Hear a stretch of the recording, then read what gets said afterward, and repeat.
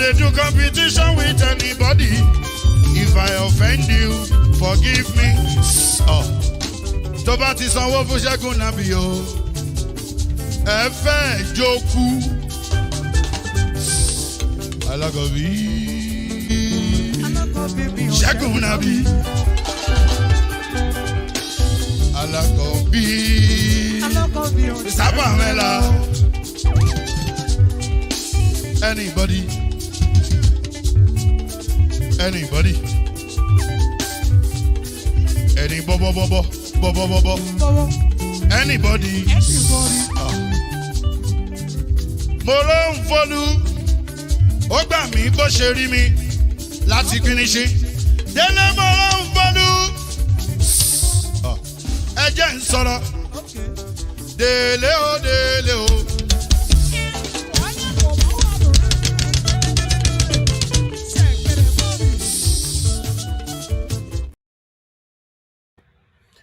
All right. Thank you very much, my people. I appreciate you all. Good morning, good afternoon, good evening to you all once again. Yes, it's time for us to move on. We're going to be starting with an article today. Yes. We don't have enough traffic today, but I guess more people are going to join us soon. I can see Stanley, please turn on your mic so we can add you in. And Toby, please also turn on your mic. Toby Siri, turn on your mic so we can add you to the screen. Thank you very much. We still have about 3 spots, I guess, to go. Please join us and let's talk. But meanwhile, I would like us to quickly take on this article first, quickly. Hold on, my people. Let me quickly put this on the screen so we can take it together. All right, that one is right there, as you can see. Okay, let me put a bigger one here quickly before I start reading. The thing that they tough, or I don't know as I want to talk. And so Soyinka, Wole Soyinka, Professor Wole Soyinka, you see a picture for there, challenged Datti Ahmed for open public debates. Ever since he come and talk, waiting talk, attack Datti Ahmed, attack Peter Obi indirectly, and attack all obedient indirectly, and also publicly, stylishly show that it was working for Tinubu. A lot of obedience have responded, a lot. Though then he cried out that obedient, that they're attacking him and all that. It didn't end there. He's not calling Datti Ahmed to come out that he's going to finish him in totality. You see, you cannot hide your identity for so long. Remember the first video he did? We brought it here. 1 or 2 persons were thinking, oh, it was just a normal thing or all that. I guess everybody can see now that this man have a mission. There's a reason why he was destroying Datti Ahmed that very day. Let us quickly take on this. Nobel laureate Professor Wole Soyinka on Friday challenged the Labour Party vice presidential candidate Datti Ahmed to one-on-one debate. Soyinka challenge followed the reactions that trailed his comments, where he expressed displeasure at a statement made by Baba Ahmed. Baba Ahmed had, in interview with channels, stressed that whoever swears in Mr. Tinubu has ended democracy in Nigeria. Following his statement, the National Broadcasting Commission slammed a fine of 5 million naira on Channels Television for breaking the broadcasting law in a program with Baba Ahmed. Baba Ahmed, whose ticket with Peter Obi emerged third in the February 25th presidential election, has spoken about the Supreme Court in a manner described by Soyinka as fascistic language. I denounce, that's his language, unquote. I denounce the menacing utterances of vice presidential aspirant as unbecoming. It was a gladiatorial challenge directly at the judiciary and by implication the rest of the democratic polity, Soyinka said in an interview with Channels Television. Also, Soyinka in interview revealed that He had warned Obi that if he lost the presidential election, it would be as a result of his followers' attitude. Okay, I don't see why they did deal with you now. Because, anyway, let me move on. Let me continue. I understand some of you on the backstage. Okay, let me quickly add you in. I'll come back to this. Let me quickly add those of you on the backstage in. Sorry, I don't want to keep you long there. Okay. Okay, let's quickly move on. Why condemning the 5 million naira fine slammed on Channels TV over the interview of Soyinka in the statement titled Fascism on Course? On Friday, condemned the sanction. He argued that the sanction was uncalled for as the television station did nothing wrong in their interview with the LP vice presidential candidates. Unquote. The I seized this opportunity, by the way, to condemn the sanction imposed on China's television, which anchored the performance of the LP candidate. As stated, I watched the program keenly, saw the valiant effort of the interviewer to ensure fair hearing. I fail to understand just where the station could be faulted, except from a disposition for justice.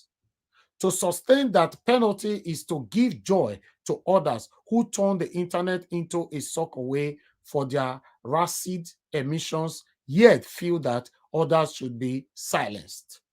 Kai, this man have been working so hard to make sure Peter Obi fail. If you look at his statement, wow. He also challenged Baba Ahmed to a debate on Channels television if Channel feel up to it. I offer myself willing to engage Mr. Datti or any nominee of his on its platform on this very bone contention. One-on-one debate with him if he dare to come out with me. Without the malodorous intervention of the media trolls and with the same interviewer as mediator, that should be taken as a serious offer, he said. Soyinka added, Project Nigeria, I must confess, has become near terminally soul-searing. Do I still believe in it? I'm no longer certain. But first, we must rid ourselves of the tyranny of the ignorant and the opportunism of time savers. In any case, there is not much else to engage one on a foundation of ownership stakes. He continued, unquote, there is, of course, always the possibility of a revolution with a clarity of purpose and acceptance of all attendant risks, including costly errors. Revolutions are not, however, based on the impetus of speculative power entitlement. No matter until that moment, the structures that ensures just and equitable cohabitation must be protected from partisan appropriation, be it from material inducement, fake news, or verbal terrorism, the last being the contribution of one who is positioned to assume co-leadership of the nation, no less. Revolution is not about lining up behind the nearest available symbol. When a symbol does emerge, however, we still obliged to examine every aspect of what is fortuitously on offer and continue to guide our freedom every inch of the way. By the way, I'm waiting to get a response for Datti Ahmed for a public debate. That is a statement from, oh God, that is a statement. This one was covering everything from beginning. Wow. When I know verse, I don't know say I put on that thing. When for the reader, they follow me, they go like this. Okay, that was all I read to you. It's right there. Anyways, on Punch, you can go there and read it yourself if you have any doubt. Now, wow. Now, see what they happen, my people. This is the height. The height from the beginning, some people supported him, thinking maybe okay, here and there. But now, I don't know. People that supported him from beginning, I don't know what they can say this time. He's calling on Datti Ahmed for a debate. I don't know what he wants to debate for, though, but he's calling. Yes. But meanwhile, I would like us to quickly take on this. This has been flying on air. Wole Soyinka declared wanted. Let's quickly read on this.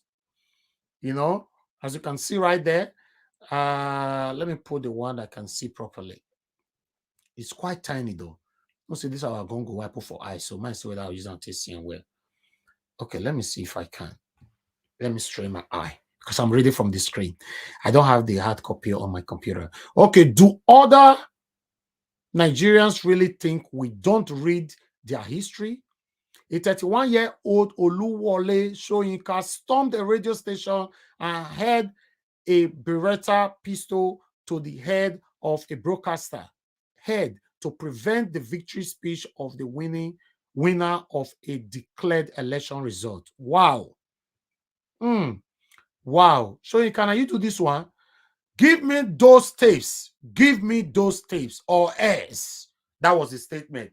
He put gun for Percy head. Now, Wole Soyinka, that be this. Make I continue. He forcefully collected the tape and gave a substitute tape to be slotted for broadcast. Akintola, go drop your stolen mandate, leave town and take your reprobates with you. Let them leave now before the people decide to wash the street with their blood. I did struggle to see this thing, but it's okay. Let's just manage it the way it is. It is the same Soyinka who now talks about fascism and says Peter Obi supporters lost him and the election because of their utterances. Okay, it's a continuous thing though, but because it's too tiny, I believe this is circulating right now. If you guys cannot read it, me myself, I'm struggling. No more could I know verse. I already installed it on my software. That's why I'm straining my eye. No Biden has done half of what Soyinka did in the election, an action that he's refused to call himself a fascist for or even condemn. I could not sit down and accept that somebody should steal my voice. I felt at one with the majority of the people. An action he justifies by saying he will move to take because the democratic rights of the citizens were brazenly stolen. This is the man who condemned people whose only offense is calling for justice on the internet. All right. It continued though, but I'm trying to skip. Their offenses vehemently oppose those they think are not qualified to lead them on social media. This is the people, a man who fought military dictatorship on the street and via the ink is offended by. Is this now to build a nation? Okay, is this how to build a nation? Okay, I'll just stop that because that article there was a lot of galloping. Okay, thank you very much, my people. We are going to continue. We have a lot to review for you guys today. Thank you for joining us. Yeah, he was just 31-year-old at that time, and he was acting like that. Now, he has portrayed himself as one of the best in Nigeria. They call him Nobel laureate, professor, and all kind of names. You know, this is what we get. You see, when God wants to publicly disgrace you, it doesn't matter how you package yourself. You know, I would like us to move on right now. Please, guys, help us to share and like. Our visibility is still quite low. We have 692 people watching us right now. On Nigeria Watch, we have 534 so watching us there. Please press on the like, and we have 109 likes. The likes is not good enough. Can you press on the like button, my people? We have a lot to talk about today. We have 111 now on likes. Continue to press on the like. 113. Press on the like. Press on the like. And the shares is 22. It's not also good enough. Please, can you carry this link and take it somewhere else, other platform where you belong? God bless you all. And on the screen, We are still lacking about 3 people to join us. Does it mean that you guys have not seen the link? Today is slow. What's happening today?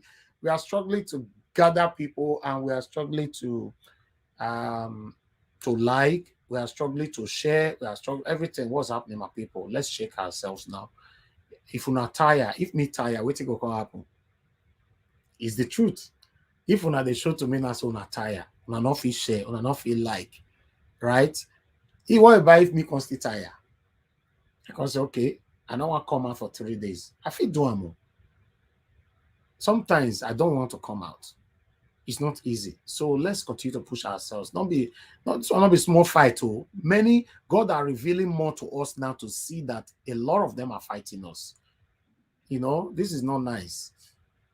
Madam Rita, I can see you right there. Good evening to you. Thanks for joining us, and happy weekend to you. Nelly, I can see you as well. Eva Line, Dennis, I see all of you. God bless you now. Okay, meanwhile, my people, on article, we are done. On article, we are done. We are going to enter the bigger ones right now. We're also going to go on history.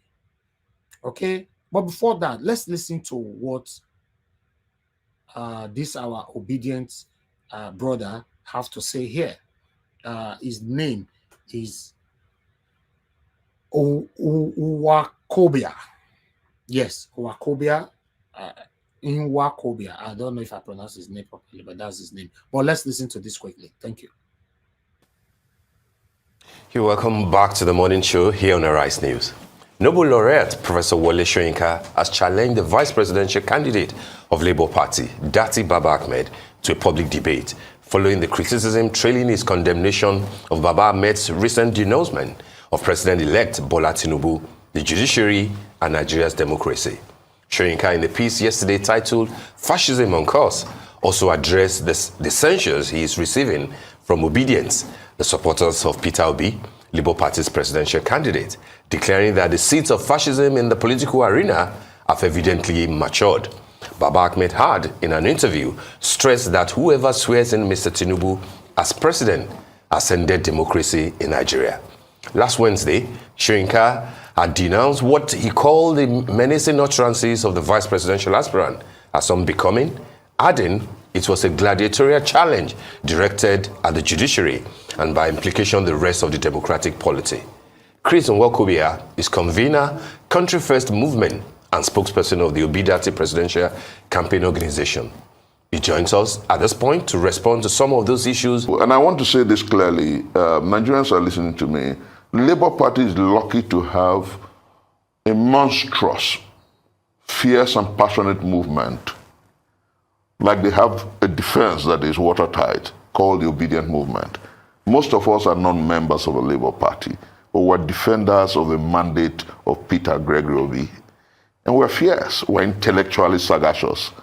We're good at the internet. Chris, we're good at PR management. Are you not bothered that you maybe, the movement may be losing a few key people who probably believed in the candidacy of your candidate, but then they feel that, one, he has lost the election, but he has gone to court. Let's wait and see what the court will decide. And two, they feel that the style of the obedience, especially online, on Twitter especially, is not just, it's not civil, it's not decent enough. Are you worried that somebody like Professor Wole Soyinka, who by his own confession, had a thing going for Peter Obi and declared, publicly that he didn't want, either of the two candidates, Ashwaji Bola Ahmed Tinubu, who has been declared the winner, and Atiku, because of the age bracket and the political class that they belong to. But then he's saying that because Obi is not able to call his guys to order, people might be disappointed in you. Steve, let me say this. There's something about the universe that's absolutely exciting and interesting. The first time we really had a debate on this, it was with you on air. I remember I used the word that the Obedience are not unruly. They may be fierce, but not rude. And interestingly, we're back on it. Beautifully, let me say, that if in this contestation, the entire political process, if there is any movement that has been very civil, it's the obedient movement. And I'll tell you why. We have not deployed ethnicity or religion in our debate and contestation. Those who tend to, or who are struggling effusively to brand us as unruly, are the ones who have threatened a particular ethnicity. They are the ones who do ethnic profiling. They are the ones who have divided and polarized our country. We are absolutely civil. And I tell you, when I saw that interview by my boy and mentor, and I say this with all sense of respect, I tell people that I may disagree with you on certain score, but it doesn't change what I feel about you. I listened to that interview by the great Nobel laureate, Professor Wole Soyinka, and I wept for 3 reasons, and I'm going to put it out before Nigerians.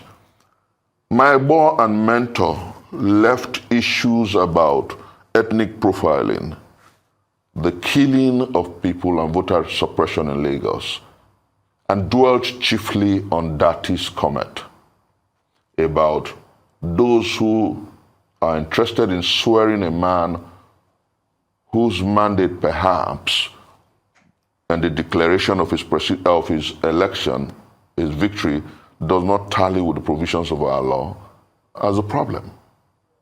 I felt very deeply offended. Then the second one, instead of talking about how those who were declared winners have not stopped the ethnic profiling, he called Datti and his statements fascist. I felt very strange about it. Then I asked, is the man dead? Because he wrote a book long time ago, The Man Died in Him, Who Keeps Quiet in Times of Moral Crisis. I asked that question, and I'm asking that question again with all sense of humility. Let me tell you, in 2014, 2015, I was the DG Change Ambassadors of Nigeria, one of the campaign arms of President Muhammadu Buhari. In 2014, 2015, the APC, which is presently in power, said worse things than Datti has said. Indeed, my very senior colleague and the substantive Vice President of the Federal Republic of Nigeria today said that the APC was going to form a parallel government if the PDP were to be declared winners. Some others went as far as saying that it clearly not like that democracy will die should the PDP be declared winners. And I wonder why we have all forgotten all that. And clearly we have the worst electoral larceny in our country's history. Clearly we have the worst electoral fraud in our country's history. Do you know what happened on the 25th of February and what happened on the 18th of March? Beatified Iwu's 2007 elections. That was an election that Yar'Adua openly admitted that was largely flawed. But that election comes to excellence when you juxtapose it with what happened on the February 25th and March the 18th. So why won't you beat a child and you refuse us the right to cry? You have asked us to go to court and we have gone to court and you're uneasy? What do they want? They're saying don't heat up the polity. They are saying moderate what you say. And they are saying that wait for the courts to decide, which perhaps is the reason why Professor Wole Soyinka has requested for a debate with Datti In 2014, 2015, they didn't wait for the election before they started threatening. Do you think that the running mates to the candidate, Datti Ahmed, will take on that offer from Professor Wole Soyinka? Oh yes. The list, he will, and effectively so. The list of the obedience can take up that debate and do profoundly. And I know Professor Wole Soyinka, I know his mind. I know he won't go for that debate because the point is, history is replete with facts and figures. Do you know, with all sense of respect, some of us see him as our mentor because he understands the fact that disobedience of an unjust law is indeed the greatest respect for the law. And in 1965 or so, with a gun, he invaded a radio station and refused the announcement of Akintola as the winner of an election. History is such a beautiful spectacle.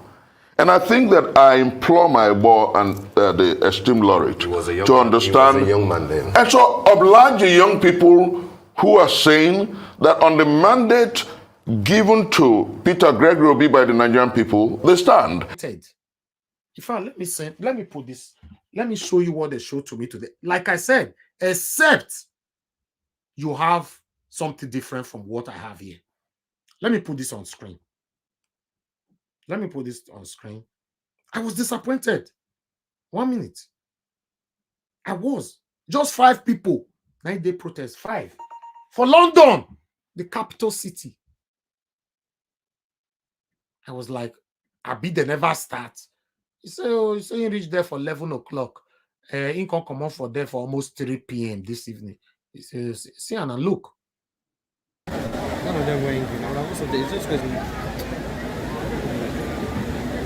My people, this is Trafalgar Square for London. All these people, they left, so now they're not joining. See, the only people where they gather, they wait for protest. Plus the person where I'm not going to mention his name, where they record them, instead they did there. He traveled all the way from Wales. All the way from Wales, yeah.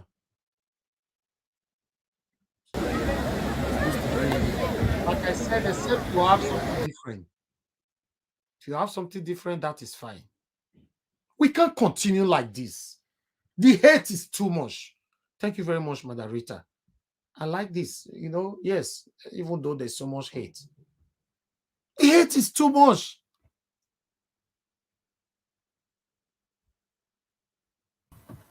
Elvis, good evening. Good evening, madam. And they've actually posted another one in the on the WhatsApp group. Okay. Yeah. I've not seen it. Was that much?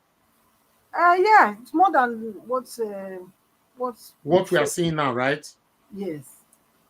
Okay. Let me see. Yes, let me see. Okay, yes, maybe people finally came out again later. Let me see. Okay, I saw this. That's why I said, except you have something different. Let me put this on screen. 1 minute, my people. Bear with me. Please call us. Just hold on. I'll pick your call, please. Just hold on. If I pick a call right now, I'll be distracted. Okay, there's another one here. Thank you very much for bringing my attention What to is this. happening in Nigeria? Nigeria has over 200 million people. A crisis in Nigeria will affect the entire world. This is the time that the international community needs to get involved. Okay, my people, I'm happy this is much, but I beg, I believe so now if we count how many people with this here. This is London, for Christ's sake. This is London. I would have been there myself. I'm currently not in London. In fact, I've not been in London for the past 2 weeks. But I don't really need to be coming on air to tell you my location. Bad belly everywhere. Full. Some people that can count your views, count your super chat, count your panelists, count your spectators. They can also count your location. So, Nigeria, yes.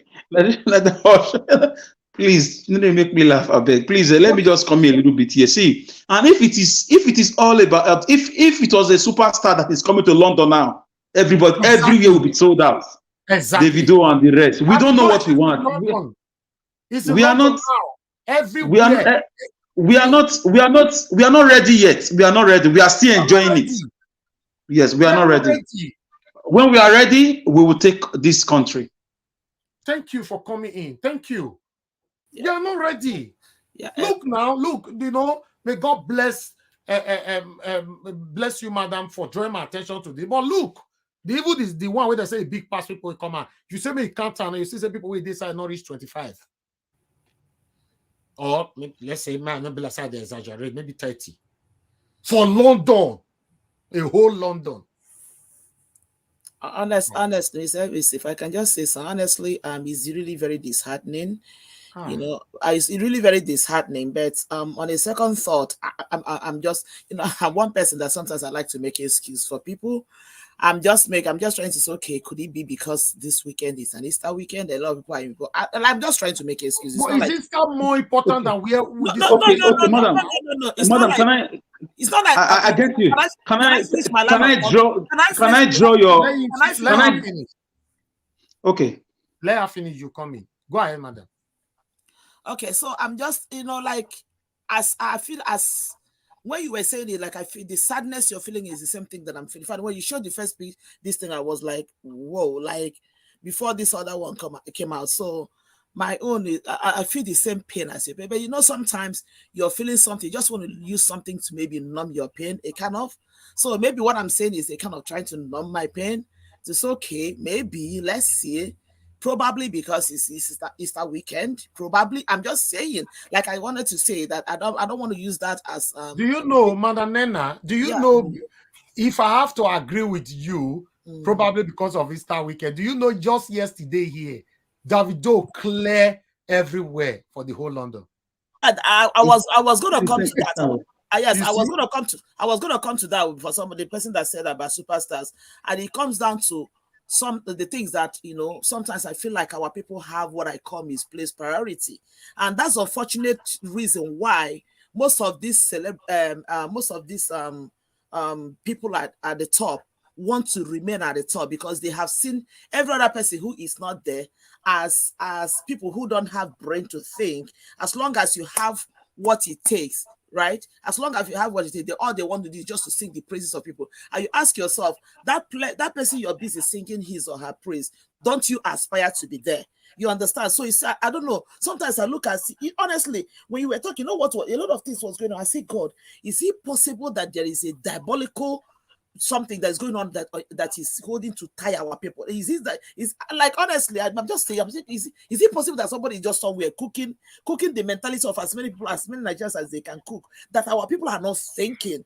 Just like somebody said, if they said that Davido, everybody will floor. And you ask yourself, going to scream and shout at Davido, is that more important than you making your life? Because Davido is already a multi-millionaire. He's already made. He goes from and you go back to your poverty. Can't you look for a way to make yourself better? Like, it does. Honest, I'm just. I feel it. There are videos I see when things are going wrong in some countries like Pakistan, like Bangladesh, like Ukraine. You see their citizens around the world in thousands, sometimes hundreds of thousands, blocking roads in London, in America, in Canada, in Australia, protesting for those back home. But people abroad in Nigeria, from Nigeria, they are good people. But sometimes there is this lack of political education. They don't know the power of the diaspora protests, or of the diaspora presence, or of the diaspora citizenship. Let me use that word.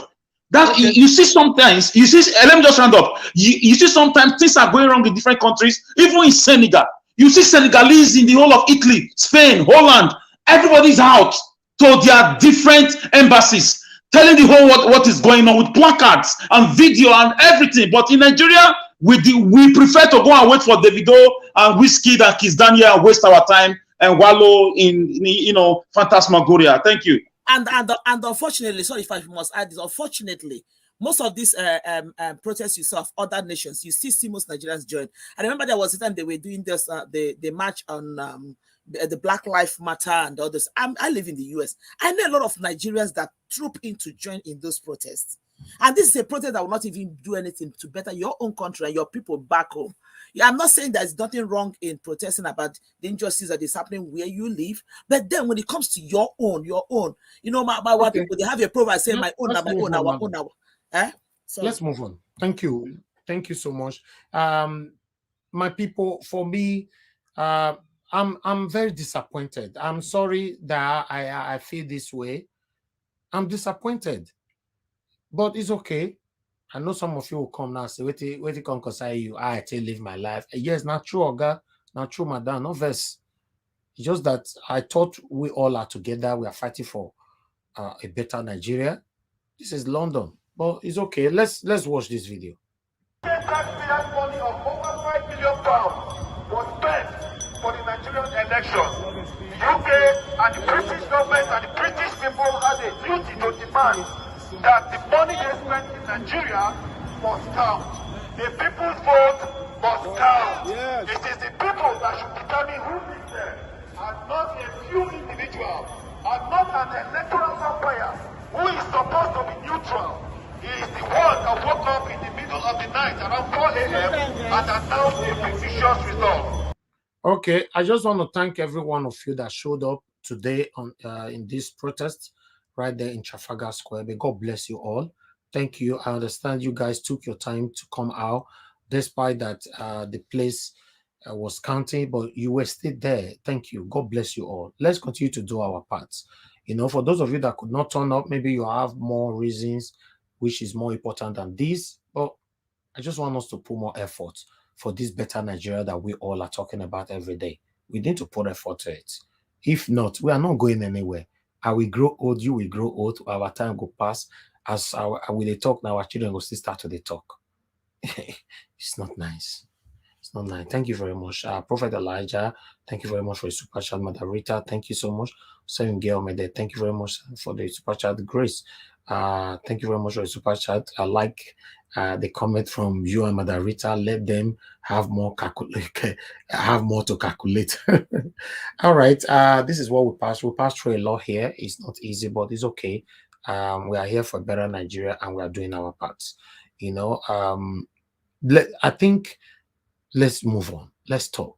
Let's just talk. Let me give opportunity for people to talk now. I guess we have a full screen, right? Yes, we have a full screen. Okay, thank you very much, my people. I would like to start with the first person today. Mother Patricia, thank you very much for your time with us and your patience. Good evening to you. Please talk to us with all that we've presented today. You have 8 minutes for that. Thank you. Good evening, everyone. Good evening, good morning, good afternoon from wherever you're watching us from. And I want to thank everyone that have also sent in the super chat and contributed Thank you. the broadcast. Thank you, Elvis, again for Mr. Elvis for giving me the opportunity to hear my contribution. Thank you so much, madam. Thank you. So, I will start with the challenging of the prof challenging. That's Ahmed. Yes, Datti. I mean, I I can't really see why he's doing that at this time. It's obvious that he's been sent by his paymaster to come and do this at this time. Because, like we all know, he's an eldest man that all of us should respect, you know. But with this behavior that is shown, you know, it's shown us that we don't really have, you know, many fathers in Nigeria, people we can look up to anymore. Because actually, he was one of those people that I also look up to. But in fact, I was in Norway when he was given that Nobel Prize of, the laureate. I was in Norway then when he came and, you know, to receive that prize. But to see him now that he's not standing for truth, rather he's calling good for evil and evil for good, you know, I'm appalled to how far he's decided to rub himself in the mud, you know. And if really that he claimed to be what he has always portrayed himself to be, you know, that he was fighting for the people. So how come at this age he has come out, you know, with the true him, you know? Because I believe that what you are, you know, will always be revealed when you are pressed. It's like a sponge, you know. The true, the amount of water a sponge has in it is when it is pressed. Then you know what it's made of, what the sponge carries. So I am surprised that he's coming out now, but I think it's good that he's finally come out of his closet to show Nigerians who he really is. And I'm also glad that we have the memory lane, the history of where he came from.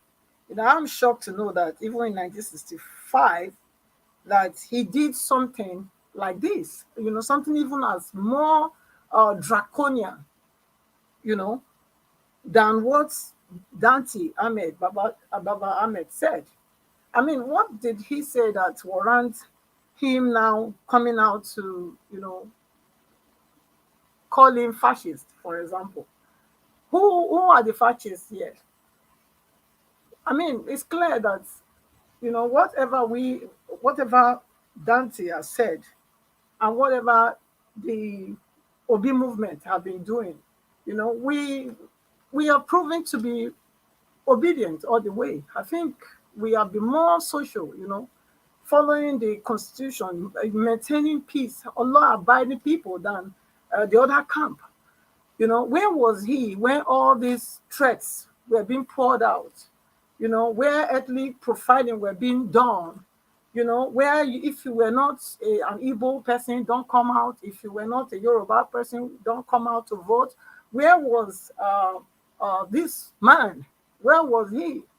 I mean, for him to now come out at this time and not addressing the root cause of the problem, you know, and only just, you know, facing the consequences of the problem, you know, addressing the consequences and not the root cause. I think he has not behaved himself as an elder statesman. Because at least as a father, you know, you should, you know, address the root cause of situations, of troubles, before you then, you know, hear your views or your opinion as to what has gone wrong, you know. But that's not what he did. He came out to let us know that he has always been for his paymaster. They've paid him, so he came out to tell Nigerians what his paymaster want to hear. And I'm glad that you said that, okay, it's not confirmed that our, you know, president, what's it called? Datti Ahmed. Datti Ahmed, yes, that he has also accepted the yes, I could not confirm. I'm very glad about that, you know, and I know that, you know, I don't think he will want to come, just like the guy that was it not Wakobia, as he said, that knowing Wole Soyinka, that he is not sure that he will show up, you know. So I'm also very optimist that I don't think he will show up, because you see, this people, they didn't know the amount of information and history, you know, that this camp has collated about them. I don't think they saw what was coming, you know, because if they are seeing it, I don't think they would have gone this way, this route, you know. But now, you know, they can see that we have every weapon, you know, every arsenal to dismantle whatever plans that they are planning, you know. So I believe there's confusion in their camp. He will not come. So that's one thing we all have to just be certain about. And then Abiola, oh my God. Yes. You know, MKO Abiola's death was something that all Nigeria, I mourned for him then, because he was he was also elected by the people, you know. The people wanted to take power from these psychopaths, you know, through him, you know. But of course, they didn't let him. And he had good plans, just like what Obi is fighting for now. It's all about taking Nigeria from consumption to production. You know, that was the plan he had. Taking Nigeria from borrowing, being a borrower, to a lender. You know, that's all it was for. But did they let him realize the dream for Nigeria? No.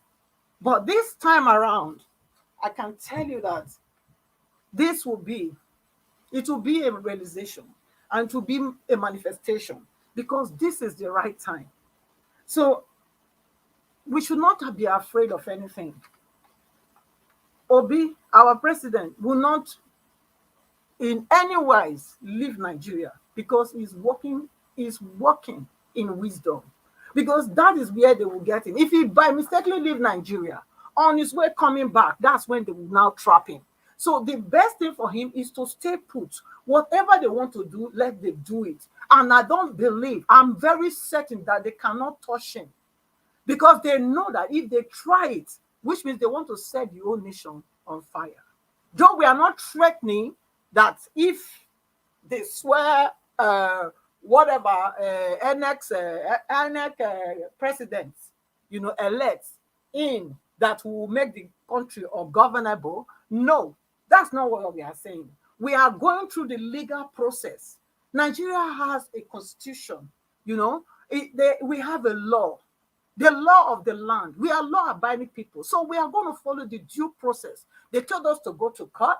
We are in court, and we are following the due process. So I don't see any reason why they are not at peace.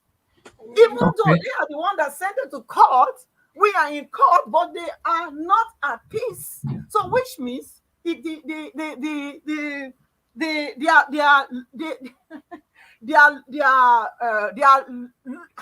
how will I put it now? They being a loser, is clear for all to see.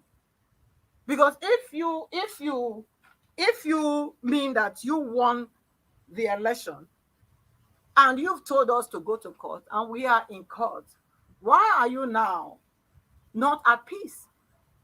Why are you being the one still fighting and still finding doing all sorts of things to blackmail, our president? Why are they still finding a way to trap him? Since he's in court, they told him to go to court. We are in court. Why? So why don't you wait for the judiciary, to decide, the case? Why are they finding? All right. Okay, I think we lost you. Oh, very sad. All right, we lost her there. I just hope you can find yourself back before somebody else will take the space. Okay, meanwhile, I would like us to move on now to Mr. Alex. Mr. Alex, thank you very much for your patience. Please talk to us, my brother. Good evening to you once again. Yes, thank you, Najawash. Thank everybody on the comment section, viewers worldwide, and those on the panelist session. I really want to thank you so much for what you're doing, especially you and your technical team, Mr. Najawash. You're the primary donor, the primary mover, and the primary Valeria of the Peter Obi or Datti Resurgimento. Please, hold on, Alex. Sorry. Yes, you logged off, madam. No, sorry, I don't know what happened. My system just logged off. So, okay. Yeah, okay. Just somebody else is already talking. Do you want to round up now quickly? That's okay. Yeah. Round up in 30 seconds, please. Okay, thank you. So I would say that we should, we shouldn't be worried about whatever we are doing, and we should just focus on what we have to do, not be distracted by all this whatever they are plotting. Let us just do what we have to. And also, I want to also advise, if the protest in London could be repeated, because like my dear sister said, my fellow panelists there, I believe also that it was due to the Easter weekend. Many people travel here in Europe when it's like that. So thank you. Yeah, thank you. Thank you very much, Mother. Thank you. Amazing Grace USA. Thank you very much, Mother. I really do appreciate you always, and thanks for the text as well. Reading this put a lot of smile on my face. Thank you very much for the encouragement. God bless you. My brother, sorry about the interruption. Go ahead, talk to us. Yeah, it's okay. I know it was extempo and impromptu. My media pichichi. Thank you, Mr. Najawash. Anyways, let me start with. Let me give you a background about Wole Soyinka. I did a little bit of research for the past few days. Wole Soyinka, for me, I'm disappointed. Yes, I know that he has a very violent background. If you are not aware, he is the founder of cultism. In Nigeria, he found the first cultist movement here. I'm not against cultism. I'm not criticizing them. I'm just giving you a background. The pirate confraternity, which metamorphosed into something else. At the time, he was even invited to come and give reasons due to the loss of lives why he founded the first Scottish movement. And he said it was for against oppression, against the colonial masters, blah, blah, blah. That is what has led to the loss of lives of our young and vibrant people, and it's still leading to the loss of life because many groups started forming their own. Wole Soyinka in Nigeria, academics, he got third class before he went to Leeds and badge, Leeds University and badge the first class. Wole Soyinka was a snitch to Odumengo Ojukwu. He was among the brains behind the Biafran movement when the Nigerian state was going in a very bad direction. Ojukwu was a history graduate. Wole Soyinka was into literature. These are humanitarian studies, and they came together with some people, some thought leaders like Obafemi Awolowo. They all had a meeting. In the last minute, he changed his mind. Ojukwu wept about that. So he's a guy that you cannot trust. Wole Soyinka, for me, like you said, I also saw that historiography that he invaded the radio station on gunpoint. That is very correct, absolutely correct. So he's a violent personality. At some point after he got his Nobel laureate, literature appreciation reward, I don't know how he found his way to the CIA, group, which Obasanjo is part of it. Babangida is part of it. They are working for the American, system. So that is why people hold him in a very high esteem. But I was thinking he was really a humanitarian. I was thinking he cared about Nigerians. I was thinking I could count on him. I could call his name along the likes, of people who fought for a better country. I was thinking he would have been touched with the sufferings of Nigerian citizens, with the killing of Deborah, with this same government, APC, with the massive brain drain, migration. I want to dare Wole Soyinka today with due respect to him. Ahmed Datti is too busy. I am Mr. Alice. I want to call my son name. I'm ready to volunteer myself to engage him in Arise TV. Because this is not Ahmed Datti's movement. It's a movement for Nigerians. We all came out to vote. Our vote was snatched. Beavers was not used. We saw ethnic profiling, ethnic bigotry. We saw the killings, the miming, the intimidation of voters by Yoruba people by some Yorubas against a tribe, against Igbos. Let's say it how it is. Wole Soyinka never said anything about it. He never said anything about it. He pretended that he was not hearing again when that lady was asking him questions on that fateful day. He was lying to himself, playing the deaf and dumb game. On that live program. But when it was time to bash obedient, bash Datti, he will hear the questions and answers correctly. Capital detrimental to me. So we don't need our vice presidential candidate to go and engage a man who have already sold himself, who is a professor and is defending a drug baron. I'm ashamed of this guy. I'm ashamed. He has gone from hero to zero. From somebody we look up to a villain. The guy is a disgrace to the academia. So I'm so disappointed. I was thinking the guy has. I don't want to blame it on old age. People say when you are growing old, you start acting like a child, which is a biological provable science, development. I don't know. It could be true because the guy has lost touch with reality.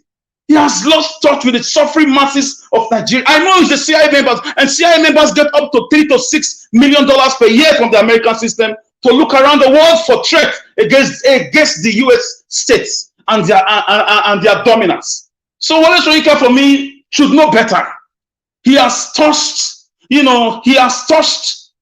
den of people who are suffering, who are yearning for a better country. Is he not in this country where we don't have electricity and we are a member of OPEC? Is he not educated to that extent to know that in the 21st century, Nigeria ought to be among the first or second world?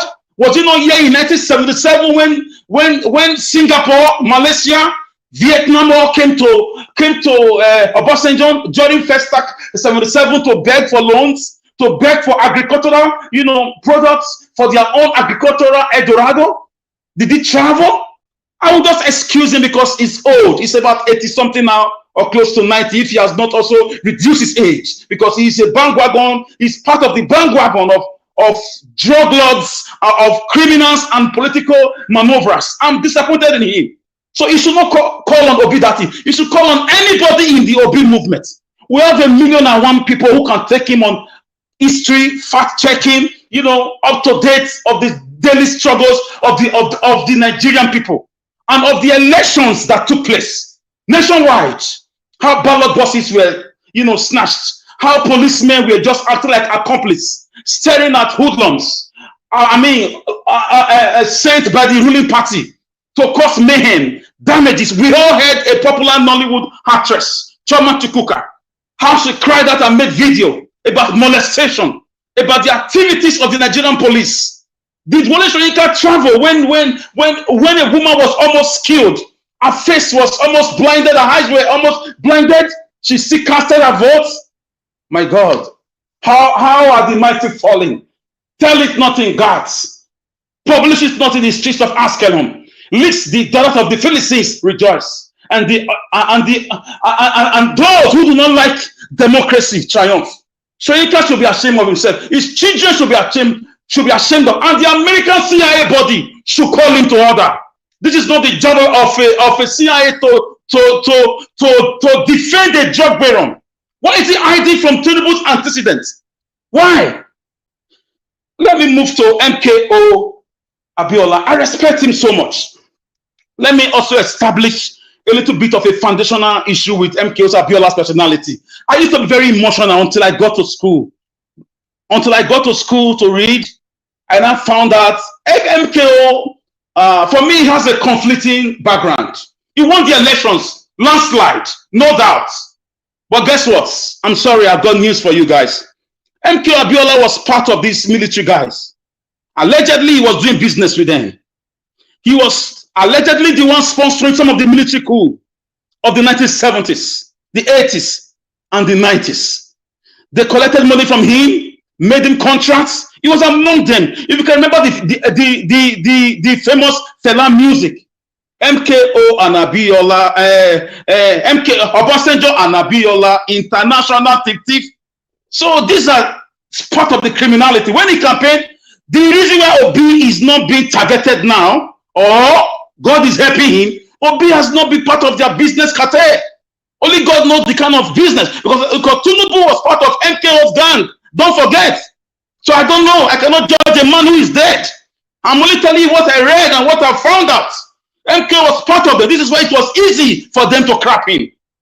So MKO, he won. He won it. But there's what we call in our local language, see finish. They saw him and they knew his weaknesses. They knew how to get him. They knew he was not going to do anything. He's part of them. He has done this with them. So they gave him most of those words. When you continue to ride on the back of a tiger, the day there will not be food in the forest, you will be the next target. This is what happened to the late MKO Abiola. So I just said I should put that there. But Obi's case is different. Obi has been very meticulous. And we've been hearing that they've set him up with women. Before I saw it, I don't know if some of you saw it in news today, in Punch or so, that some women during election periods were positioned in the hotel Obi was lodging. But thank God he overcame everything. A lot of temptations have been, they've gone everywhere. They found nothing against this man. This is why they now resorted to that audio recording. Guys, it's never been this difficult for them. The evidence are just so overwhelming. The fingerprints are everywhere that Obi won that great elections. Nigerians turned out in millions. So Wole Soyinka has to collect the money collected from the drug baron. You see, Nigeria is becoming so disgraceful that professors that we all look up to, they've turned themselves to, errand boys for thugs and drug dealers. Indeed, how are the mighty really falling? You spend 10 years, 15 years, 20, 25 years to be a professor. You are vast in words. You are not an errand boy. They send you to arrest news. They send you to Chinese news to go and defend a thug who does not have a primary cis. Shame on you, professors. Professor Soyinka, Professor Yakubu, and all the professors, apart from that woman in Abia State, All of you who rig election for these touts, for these, nitwits, for these vagabonds, these wicked men and women who rig elections, shame on all of you. Shame on you. If this is how to be a professor, I reject it. I mean, I just want to drop it here, and I want to let you know the heat is in their camp. They cannot escape it. The blood of the innocent Nigerians who have died in the sea of Libya trying to go to Italy because of bad government is already haunting them. The blood of Deborah is already dealing with them. The blood of Nigerians who have died under difficult conditions working abroad due to Jackpot syndrome is already haunting them. The prayers of the motherless, of the fatherless, of those who cannot help themselves is fighting against this man. Obi is not just a human being. Obi has become a movement. Obi has become something like an institution of good governance, of compassionate leadership. This is what is fighting against them. And I know they won't be able to do anything against him. And guess what? If the Supreme Court, Appeal Court, they try to do anything against what we all know or what we are all expecting, Nigeria is going to go in flames. Thank you very much. All right. Thank you very much for your submission, Mr. Alex. Yes, you always say in the Iris, and the last word is the only word that is not allowed here. Yes, my sincere apologia. Okay, I take it back. I said Nigeria is going to have problems. Thank you. Okay, better. It's better like that. We don't use this platform to support any kind of violence, or we're only crying and they're calling on the satanic Nigerian leaders to leave us alone. You can't continue to force yourself in us. Nigerians have decided, to choose who they want. I understand some of you might be saying, why are you saying Nigerians? How many of them decide them? Yes, you are right. But if you have to look at it statistically, if we have to be truthful to ourselves, 85% of Nigerians rejected and forbid your candidates. 85%, if I'm not mistaken. It could be more. So you know what that means? So then Nigerians have decided to say no to these satanic leaders. We say we cannot manage you guys anymore. Stop forcing yourself in us. Thank you very much, my brother. Before I move on, I'll quickly acknowledge those that super chatted us. We have, I'll just start from Grace. Thank you very much. Amazing Grace as well. Thank you so much. And no more yes, Kona. Thank you so much. Thank you. I see saying a coffee you put for there. Now the coffee, that mean want go carry so. Coffee. I want to get up for you. Now they think since. Although before you bring this money for coffee, the coffee don't they hungry me already. I appreciate you. Thank you so much, my dear sister. I appreciate every one of you. Please help us to share and like. Let's hear from more people. Let's hear from another Alex. Okay. Alex, Edopiki. Talk to us, my brother. Good evening to you. Yeah, good evening, Elvis, my brother. Good evening, everyone. Good day, good morning, wherever you are hearing me from. God bless you all. Elvis, yes, sir. I beg, make you no mind people way they jealous of, because say it's just like you dey vex for person, you are angry. The person they do what they do, they go. It's like they drink poison. You want to make another person die. It's not possible now. That's true. You understand? So just leave them. Leave them. God don't bless you. The people are for you because you are standing for the truth. So my brother, don't let that disturb you at all. I beg. Just keep your head up and keep doing your good work. Thank you. Thank you so much. Yeah. All right. Talk to us. Mr. In fact, this man, don't make me come to call him Mr. Anyway, he deserves to be a professor because he worked hard for it. I'll still give him that honor, Professor Soyinka. But in fact, the man has lost his dignity. The man, if you see the way I did give this man respect as our no. In fact, he don't lose everything. We supposed to stay with him. for the fact, say it is talk, say, I want to use pidgin English, my people, so that anybody that is hearing me now, I will mix them. You know, verse. Yes, of course. Calling obedient people that they are rude. Do you know what I begin to observe about Nigerians, especially those who are in positions? They feel that everybody has to respect them, no matter what they do. You just have to take it. They just say, you just think the status quo has to be, it has to stay.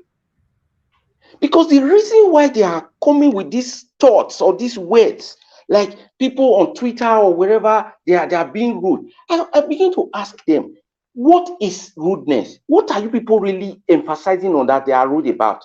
So the people that are suffering, that want a better life, is that rude? Somebody who wants to see that the country works for all, you call the person to be rude? I don't get it. You say you fought against the military, just like I'll have to bring a name that I'm not supposed to bring in here now, just like Showore. The type of disappointment I have for Soyinka is the same I have for him. You say you fought against the military, you did this, you did that for the people. My brothers, I don't think they did, my people, I don't think they did that all. They did it all for their own selfish reasons, not for the Nigerians. Because if they did it for Nigerians, what they claim they've been doing, I think they should have been happy and joined Obi that stood for the betterment of Nigeria. Instead, what was going on during the campaign, this guy kept saying all sorts of things against Obi, standing his way, and you say you are fighting for the people. You want a revolution. Who do you want to liberate? The people that you say you want to liberate, they now say they have found somebody who they follow. You now became jealous. Just the same thing that is happening to this man, Soyinka now. Maybe all the good works he did then, nobody appreciated him. So whatever is coming up now, I don't give a damn. I don't care about it. It's all wrong because I'm not the person leading this crusade. That is why it is all out of jealousy. That is what I'm saying. And our journalists, this is their way of making interviews and asking questions. I remember when the professor, I don't get I can't remember his name now, on Arise, the guy that was being interviewed, he brought this article about Soyinka when he used the gun to at the radio station. What did he say? He said he was a young man then. He was a young man then. Who are the people that are now yearning for freedom? Who are the people that went out in full force? Are they not young people? We know the young people that wanted a change, that went out in mass to vote for Mr. Peter Obi. Now you are coming to defend somebody who was even violent, talking against Datti for his statements. This man was only saying this is what the Constitution says, nothing more, nothing less. So I would just say this older generation, not all of them, because when we are talking, remember Pa Adimbayo, he has always stood for justice. So we should not just classify all of them to be the same. Those of them that are bringing their real colors out now, they are disgracing themselves, and the whole world will see them. They say when wind blow, fire go open. That is what is happening. You know, I never thought that I would be saying this about Soyinka, but he has really brought himself to this level that he deserves no respect at all. From me, he doesn't deserve it anymore. He didn't talk about Lai Mohammed that threatened a parallel government, that democracy would die in 2015. He didn't talk about Osinbajo. Nobody said anything about this guy. And this is the same ruling party. Just few weeks back, people were being disenfranchised. He didn't mention a word. Racial, ethnic bigotry was going on in broad daylight. There was nothing that came from him as an elder statesman. Now he's coming to be against those who are fighting in a peaceful way just to get their mandate back. He's fighting against them. That means he was never for the Nigerians. He was never for the true citizens. He was only for those who are the oppressors, and he is part of them. So I will say that please, let's keep the fight on. Let's not mind all these distractions they are bringing. We know we have a very solid case, and they will do everything possible to try to distract us. But at the end, victory is going to be ours, because darkness can never conquer light. We stand for light, and light is going to overcome. Thank you, and God bless you all.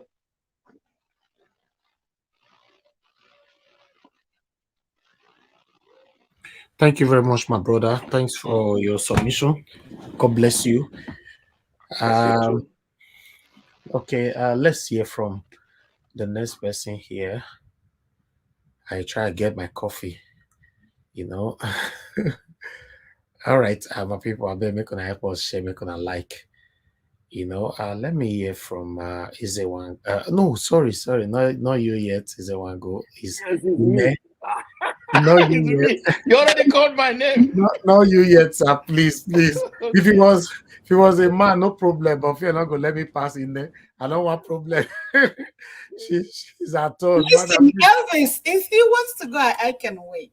Wonderful. Thank you very much, madam. I can wait. No problem. Thank you. God bless you. I really appreciate this. All right. Before I come back to you, Izewan, let me quickly appreciate Patricia Tagbajumi. Thank you so much for the super chats. May God bless you, madam. Thank you. Okay, talk to us, sir. Izewan, thank you. You have 8 minutes, sir. God bless you. Okay. Yeah, good afternoon, good morning, good evening, depending on where you are. Okay. Yes. Actually, let's start with the interview, Arise News, the interview with MKO Abiola. Yeah. I watched that interview this morning, and I was like, wow. Yeah. Exactly.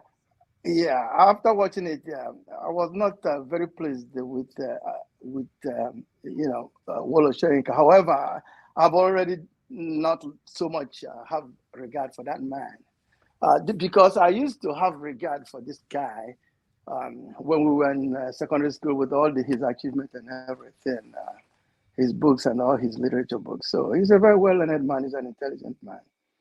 Yeah, even during the Abacha time, he was on exile here in the United States, and he appeared on one of the programs here called 60 Minutes, and I listened to him. It was made a very good speech in that interview, you know. Yeah, because there was, I forgot that guy who asked me that question, hosting the 60 Minutes at that time. I forgot his name. He's retired now. And he asked him about the Nigerian government. I said, well, the problem with Nigerian government is that it is like when an egg starts to rot from the top, what do you expect the bottom to be? The analogy to that is that the Nigerian government started from the bottom, and then the whole of Nigeria is all messed up. I think what people regard for him at that time until this time around. The first was during Buhari's election in 2015. He supported Buhari in that election. And then after Buhari started messing up, he denied it. And when people confronted him, he get agitated. He started become very combative, like he is now, talking all kinds of stuff. And people were citing instances where he voted. He even denied that he didn't vote for Buhari, but he did. So that one apart. Then comes to this one. And said Datti Ahmed. And that was like, was this man not in Nigeria? Or even if he went to Nigeria, I'm not in Nigeria, but I know what exactly happened. Weren't he there to see what went wrong during the election? During the presidential election, you didn't see what transpired. Okay, if you didn't see what transpired, what about the gubernatorial election? Did you see all the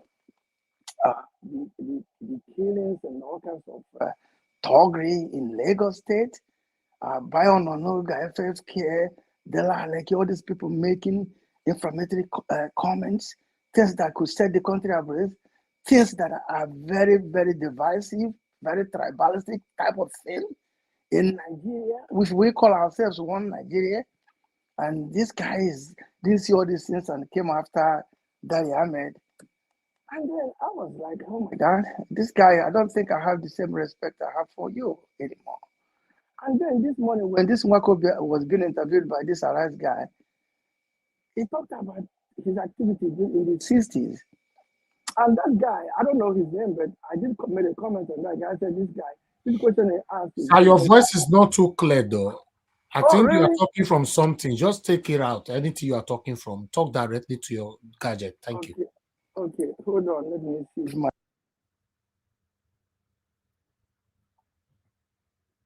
All right.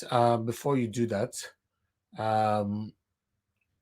Pansat, we can see you right there. Good evening to you, sir. Thanks for joining us. Alice Issa, we can see you. Origins, thanks for joining us. Good evening. Good evening to everyone. Happy start to you. All Matida, O2. I can see you as well. Nelly, I can see you right there. Jack Obedient. Good evening to you all. Thanks for joining us. God bless you all. Black Voices TV, I can see you. God bless you all. Are you ready, sir? Yeah, is it better now? Exactly, it's better. I don't know why people use all this little that is hindering your voices. Just talk directly to us. Now look at the voice, see the way it sound. Okay. Go ahead. Okay. So as I was saying, so with his this Wako was asking, we was asking Wako explained that what he did during the 60s. And then the interviewer said, "Oh, he was a young man at this time." No, he wasn't. He was a young man, but he was 30 as an adult. You know, how can you were fighting against injustice that time because this guy was not elected. He was not elected by the people, and you went there with pistol and all, which was wrong. You are the fascist, not us, not Datti. Datti didn't do all that kind of things that you did, and now you are talking about the obedient being fascist. I didn't quite like that. You know, I said, well, I think this man is not what I think he is. And yesterday, when I was watching Mayegu actually showed one of his town hall meetings when Tinubu was there with his wife and he was nodding. And he said, look at him, they are friends. And I have to believe that Mayegu said they are friends. He's trying to defend his friend. So he is not honest to himself. If he wants to debate that he wouldn't even debate with him because he doesn't have anything to say. Because once you bring that his activities in the 60s, he will have to give up. You know? And then this about Obi going on exile and all this things. Look, like you said, Elvis, if that thing that Baba Ahmed said, if it was Obi, he would be in prison by now. They could have arrested him. And I believe that. And to strengthen what I said, do you know that SND in Lagos, that video he made in the middle of the night, around 1 or 2 a.m., the DSS stormed his house and arrested him. He's still in the police custody, in DSS custody as we speak. Are you aware of that? So they did that because he's an Igbo man. MC Olomo was there, making all the threats. There was one guy who came out to say, if your mama not born you well, he didn't hide his face before that gubernatorial election. If you come out not vote for Tinubu, he will deal with you. You know, he came out and Arise News asked the commissioner of Lagos, "What are you guys doing?" He said, "We are investigating." The ladies asked him, "What are you investigating? You saw the man is on TV. What are you investigating?" "Oh, we are investigating." But an Igbo man just made a video and he didn't waste any minute. You went there and arrested him. The guy is in police in the DSS custody as we speak. So what I'm saying is, I think the whole world is seeing the injustice being meted on Igbo people by this Nigerian government. Before the war and after the war, Igbo people are their problem in Nigeria. And when we say we want another country, they pick up gun to shoot us, to kill all of us. You know, I watched during the campaign, I watched Buhari's convoy being stoned in Zamfara, in Katsina, somewhere by kids. They didn't do anything. If it was in Igbo land, they would kill all those kids. You know, so this Nigerian government is very oppressive to the Igbo people. But I blame my Igbo people because we don't come out and defend ourselves. Look at the spokesman of the DSS. He's an Igbo man. Look at the spokesman of INEC, is an Igbo man. When they want the dirty war job, they will tell an Igbo man to go and do the dirty job. So they'll continue to mess us up. I do not blame Nnamdi Kanu for asking for the Biafra. I don't. You don't want us, and you won't let us go. You want us to stay in the same country as slaves? Absolutely not. I'll quote Alex Capital Rejetamento on that one. I said that. Okay? If you don't want us, let us go. Let us go. And not when somebody says something. Look at Baba Ahmed is working free. He didn't do anything wrong now. If it was our principal, he could have been arrested. If I go to Nigeria and make such a statement, I'll be arrested. A Fulani guy would say something and be walking free. And you say we're the same country? Come on. That is nonsense.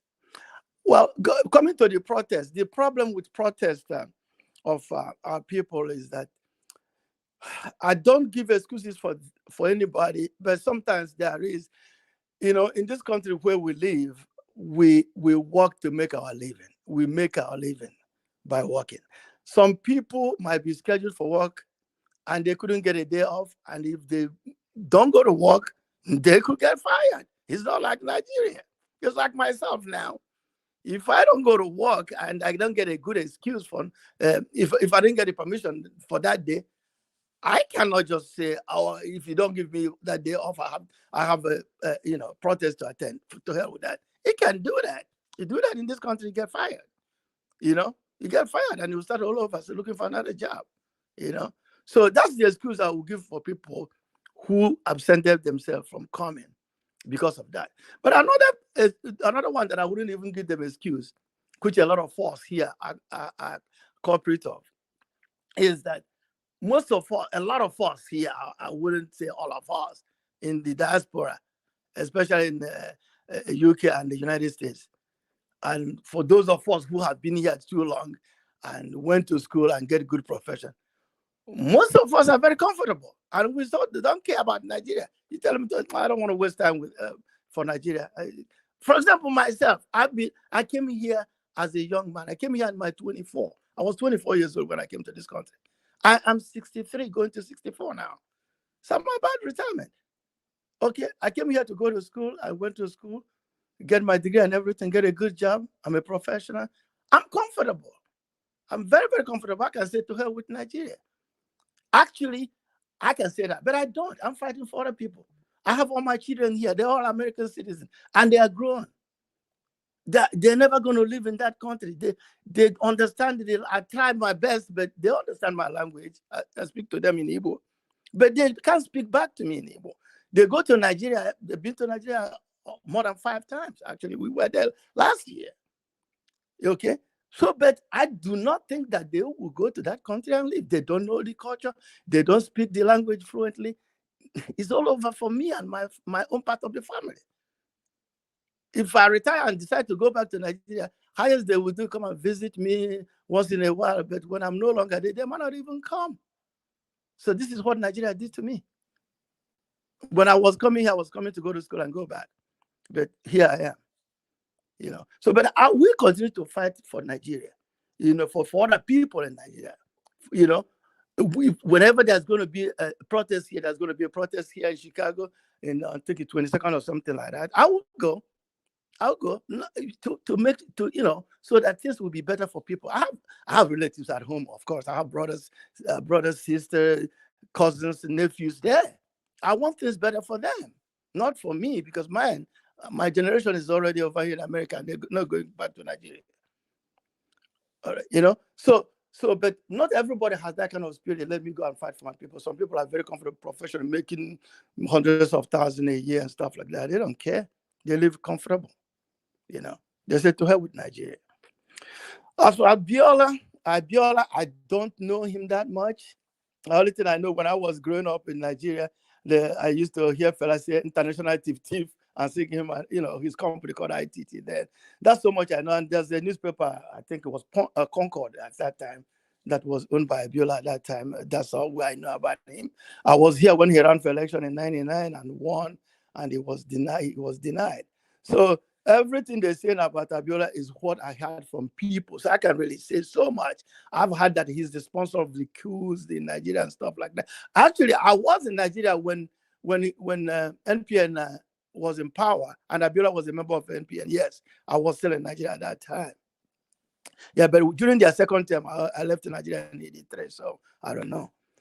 So I don't know so much about him, but based on what Elvis told us now, I think exactly what transpired during his time is what they want Obi to get into so they can trap him and lock him up for good.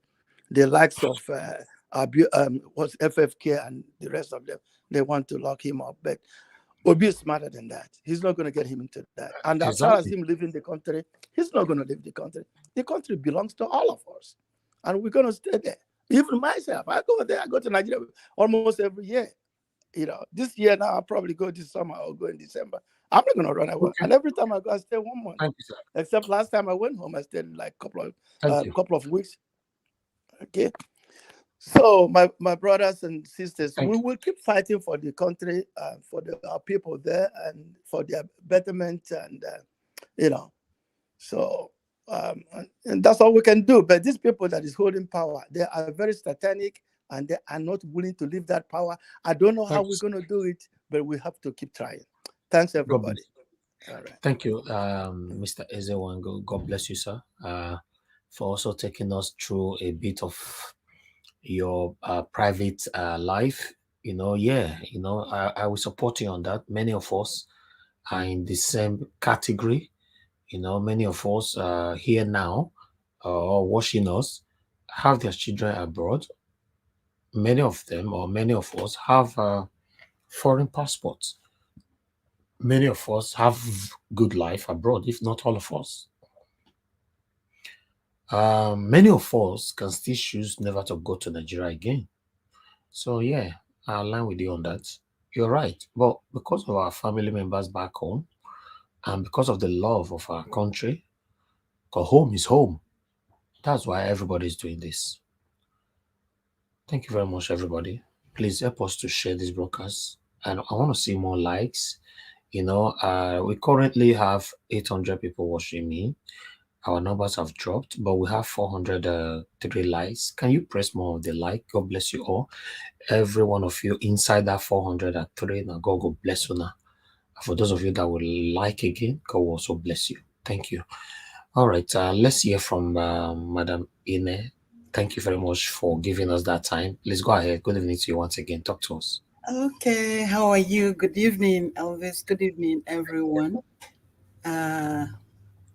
Before I start, I think I owe everyone that is here, that was also here, I think it was on Thursday or Friday, when I was playing devil's advocate for Soyinka.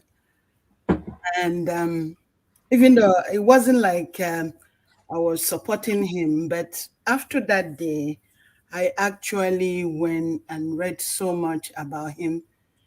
And, now I can clearly understand the type of human being that he is. With that being said, anyway, I have never followed him. I've never read even one single book that he wrote. For me personally, I don't just admire people just on that. I think I would say that I'm a little bit different. I don't get carried away with what carried some people away. Because you have Nobel laureate, I'm not going to envy you, but at the same time, that's not why I'm going to just change my mind and start following people. But from everything that I've read about him, I don't know why he did what he did. He's the only one that is going to be in the best place to answer himself. Because, again, you don't look at somebody's education. Is quite different from somebody being a human being. Because if you're a human being, whether it's your father, whether it's your mother, whoever that is, that will ask you or pay you money to do injustice, I don't think you can do that. simply because you have education or somewhat. So on that note, from everything that I have gathered about him in these few days, he's going to answer to himself for what he's doing or what he has done. With that being said, the two Alexis that spoke, they really said everything, and most of the things that they said were actually correct, and it aligned with the things that I myself I wanted to kind of echo on right now. One of them also mentioned about Shore, not on this platform, but there was on another platform that I said to someone, because I kept looking at everything that he was doing. He came to one of the platforms and he was being interviewed. For me, when somebody is being interviewed or when somebody is answering questions, I really kind of stay back and really watch what the person is saying, their body language, everything. Again, Shore is another individual. Before this election started, I didn't know much about him, but throughout this election, I kept hearing bits and pieces about him, and I kept listening to him, and I kept seeing so many people coming out of Sahara news under him. So it spelled so much to me when I hear him, some of the things that he would say about Obi. Again, to take you back, Elvis, before your show started, you were talking about people who were envy of you. And I typed on the comment show and I said to you, listen, you see, when it comes to jealousy, anger, every human being has it. The only thing is that when we look at ourselves and we do our human revolution, we don't need to be jealous of somebody. And what I compared it with is that if everybody wants to start a platform, they can. They have every right to do. But one thing I didn't want to share this with you all along. I've been to other platforms. I've always been going to other platforms, but I always come to your platform. And why is that?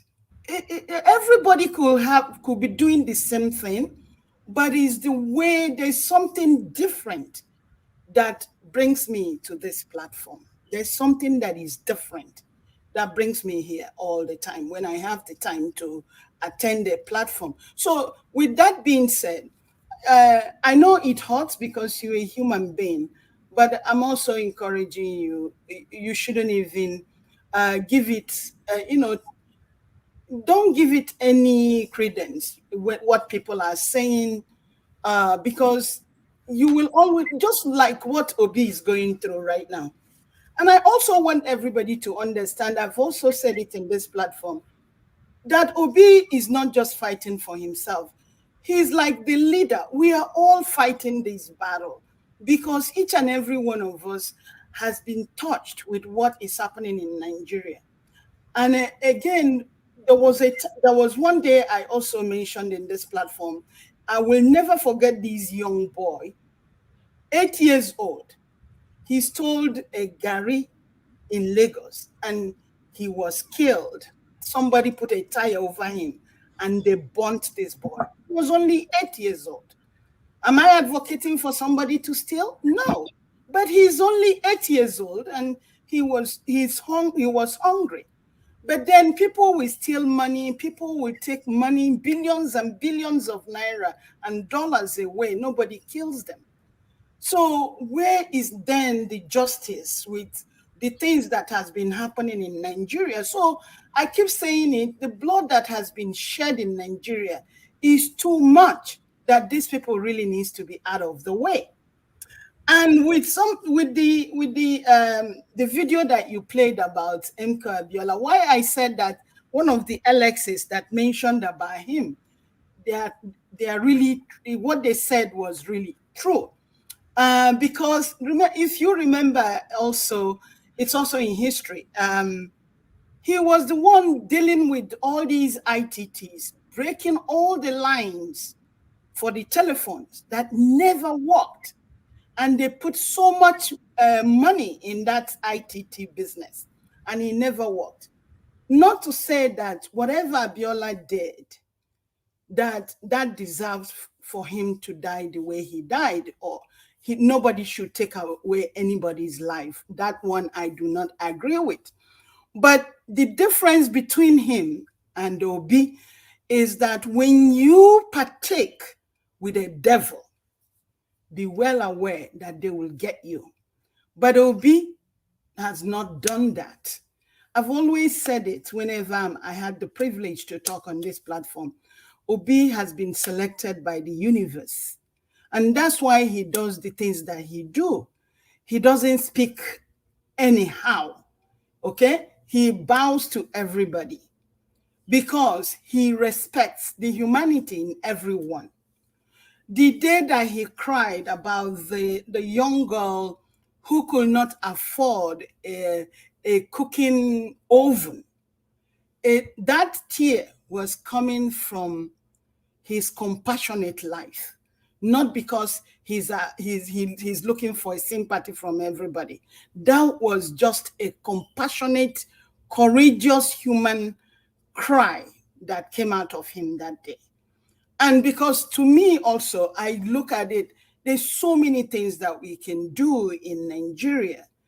It doesn't matter how long personally that I live in the United States or how comfortable that I'm here.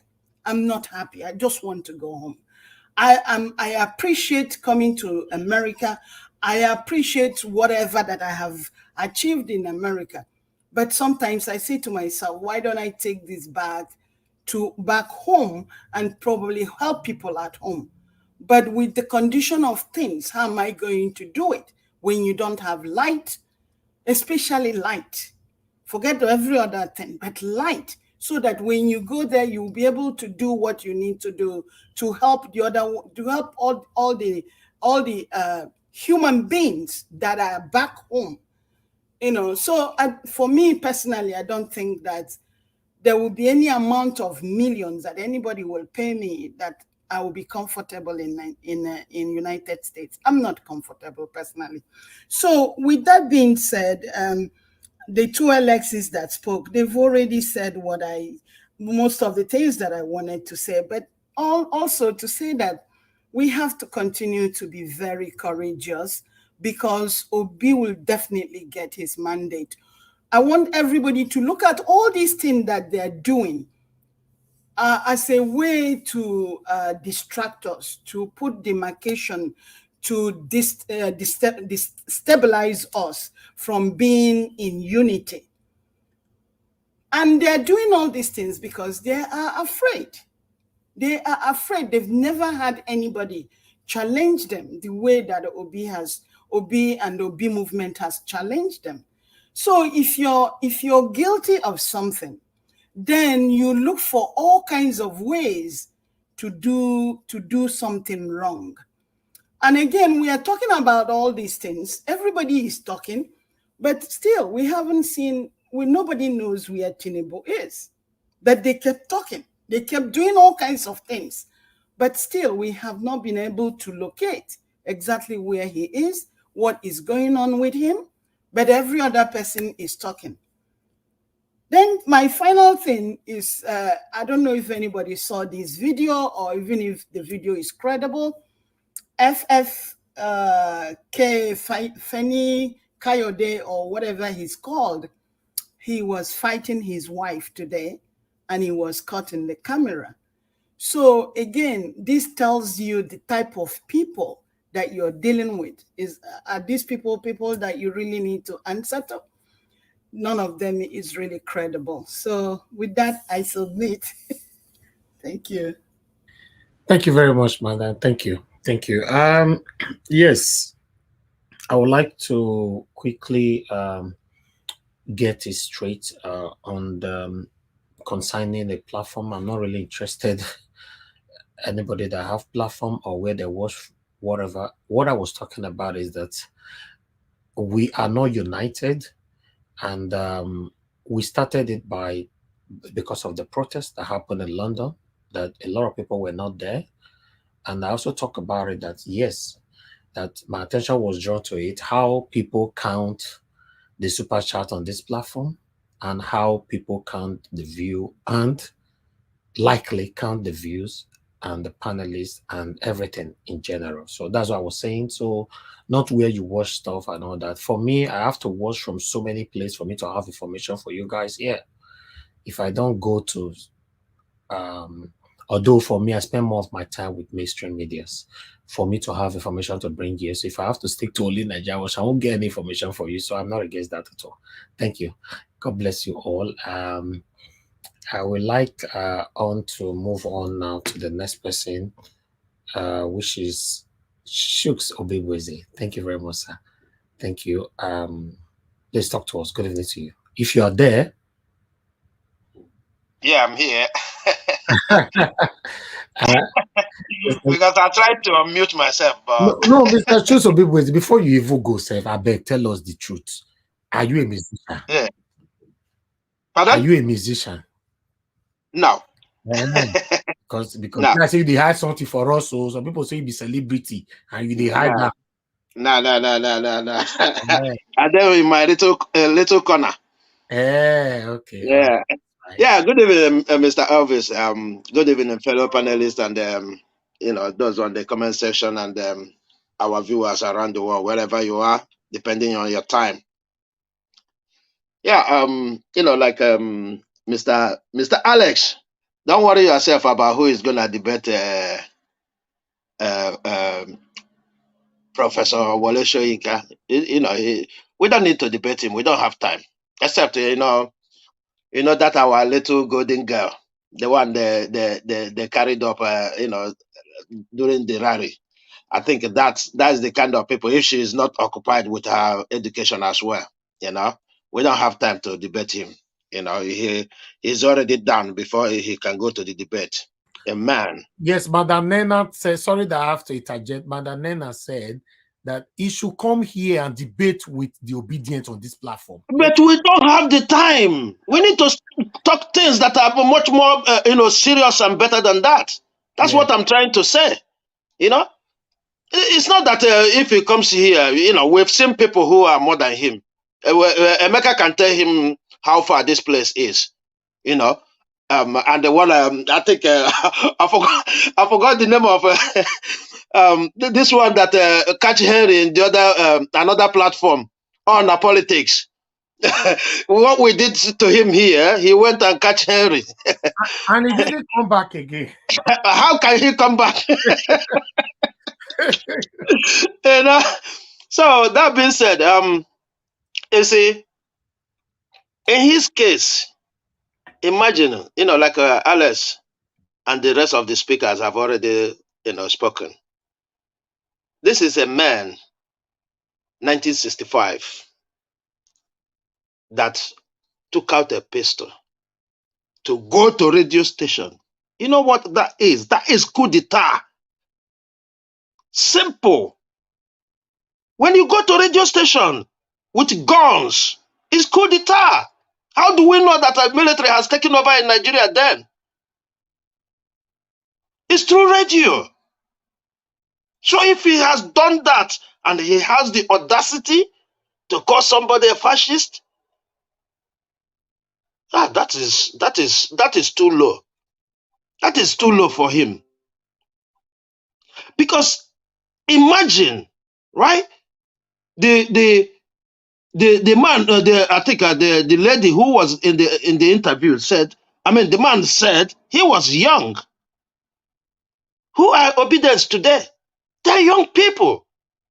And imagine if over 6 million, as they allocated to us of obedience, have their guns and be on street today. Did he ever imagine what would have happened? Did he? Because it's easy for them to come out here and say things that will infuriate most of us, if not all of us. You never question the process that made that person make such statement. You never question the process. I get it. For you, it's all about the Constitution. Why? because the Constitution protects people like you. That is all these things we are fighting. I'm so sorry to tell Nigerians. All these things we are fighting is about the Constitution. Just for them to make sure that that Constitution remains. Because that is the air they breathe. That is the air they breathe. So we know who they are. As days come by, it exposes them so much. Yes. Because they cannot hide anymore, because it is happening in their face. It's fast sliding away from them. If we don't know it, let us at least tell ourselves we are doing good job. We are doing good job. They can't handle the pressure. That is why they are doing what they are doing. They are coming out. And they don't like the job we are doing. That's why they are saying we are arrogant. Obedience are arrogant. Because you're going to take food out of their mouth. Mm-hmm. You see, the same way he picked up the gun in 1965. Let him put himself to today. And I see some people on some platforms talking about respect for elders, and I laughed. The kind of thing this young man did, I mean, the kind of thing this man did when he was young, because he has some aspiration, and he sees people doing it right now, it becomes wrong. And when you speak out, people sees you as un-African. I know we've discussed this here before, how the elders, those we respect, those we hold dear, disappointed us and continue to disappoint, and wanting to maintain it and move on. Because each time we rise up to ask questions, they shout you down with, "We are Africans." The first word, they tell you, "We are Africans. Calm down from your anger. We are Africans. Don't forget. An old elder man can never make mistake." That is the kind of words you'll be hearing from them. That because they want to maintain where they are. Nothing more. Thank God for many people who have, done their research because of this single statement he made. And I put it, 2015, before 2015, he was on the street. Since Buhari coming to power, I haven't seen him, because talk is cheap. I haven't seen him organize, even to do public speaking about this government. But why Jonathan was, it's not even public speaking, but protest. Because he thinks, those of us who think we have little education, we are too afraid. That is how I see it. That is how I see it. This one is a soldier. He knows nothing. He loses nothing. Then he's preying on people's understanding, thinking is weakness. It shall be well with Nigeria. We're not gonna run away from them. We're gonna continue. We don't have guns. All we have is Twitter. All we have is YouTube. All we have is Facebook. All we have is our mouth. We will continue to speak. Whether they like it or not, let us not back down, because it shows it's working. If anything you are doing in your life and somebody is complaining about you, know it that you are doing well. Obedience, continue to do well. Do we ever hear from Atiku? Why are we not hearing from them? When they interviewed them, you hear the kind of callous excuses they're giving. We are matured enough. We are this, we are that. Really? We have taken over. And because we are in line, we are doing well. That is why everybody is against us. I always say it. If you want to know what I'm saying, if it is true or false, go out there. All your neighbors, all African neighbors, none of them you will talk to, they will tell you Nigeria is good. What have Nigeria done to you? They don't know. Why? Because they felt Nigeria is doing good. Whenever they see a Nigerian person, we are well educated, well mannered, and we are challenging in everything. That's the only reason. And some friends, when they come to me to ask me, why is everybody saying Nigeria is bad? I ask them, what was the reason they gave to you? They didn't give me no reason. Okay, they are loud. Yeah.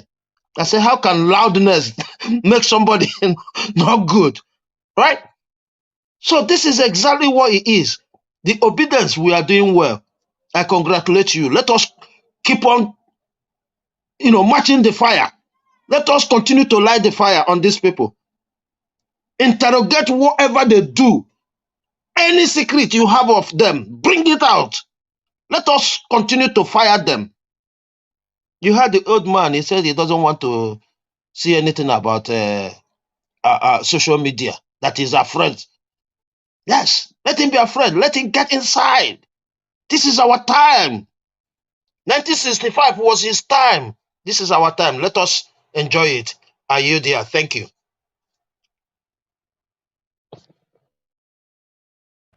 Thank you very much, Mr. Shooks. God bless you, sir. Thanks for your submission. Okay, let me quickly move on now to Madam Nena. Madam Nena, thank you very much for your patience. Please talk to us. Good evening to you once again.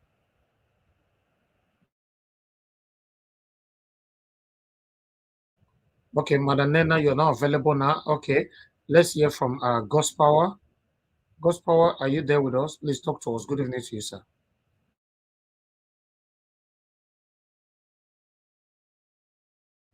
Did I say Gospower is not even there? Okay, let me move on now to Better Nigeria. Better Nigeria, please talk to us. You are the last. This is a better. Hello, everybody. No, we can't hear you, sir. We can't hear you, sir. I'm here now. Are you hearing me? No. Gospower, please wait. We don't work like that. Whenever I call you, you don't respond. I'll come back to you. Please mute yourself, sir. When I call, hold on, sir. Hello, George.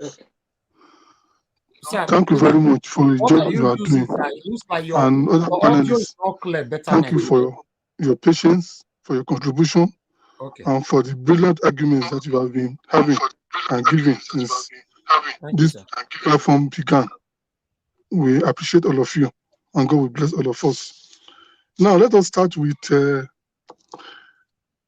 first comment that Nigeria was made was that he was not impressed by the turnout of the UK protest.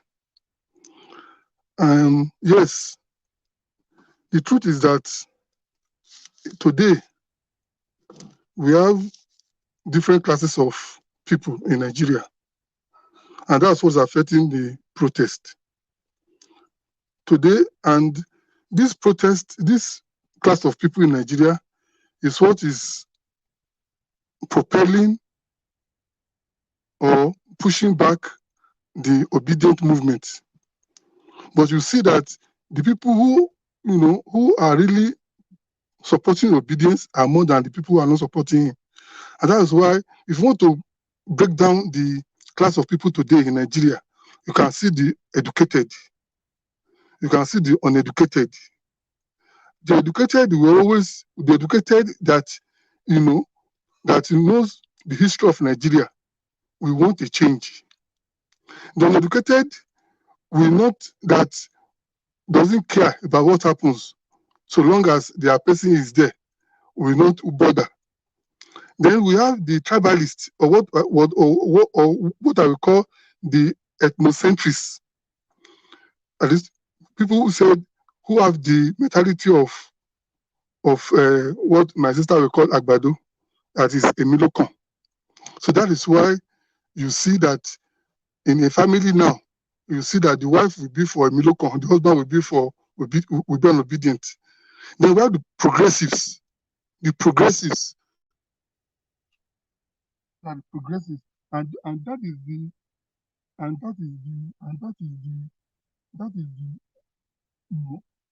that is the force behind obedience today. And hello, better Nigeria, sir. We can't hear you anymore. I don't know the audio you are using, sir. Hello, sir. Can you hear me? Whenever I'm talking to you, it looks like you just be talking. I have to put you in the backstage, sir.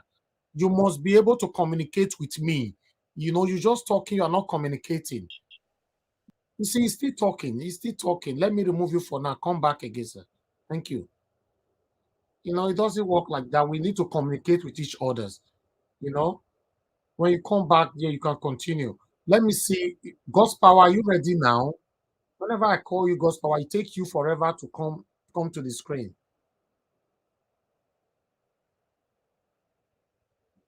See? Now, Madam Nena, are you ready? Okay, none of you is ready now. Let me call on. I'm ready. Mr. Alex is ready. God's power, are you there? You muted yourself, but you're not. here.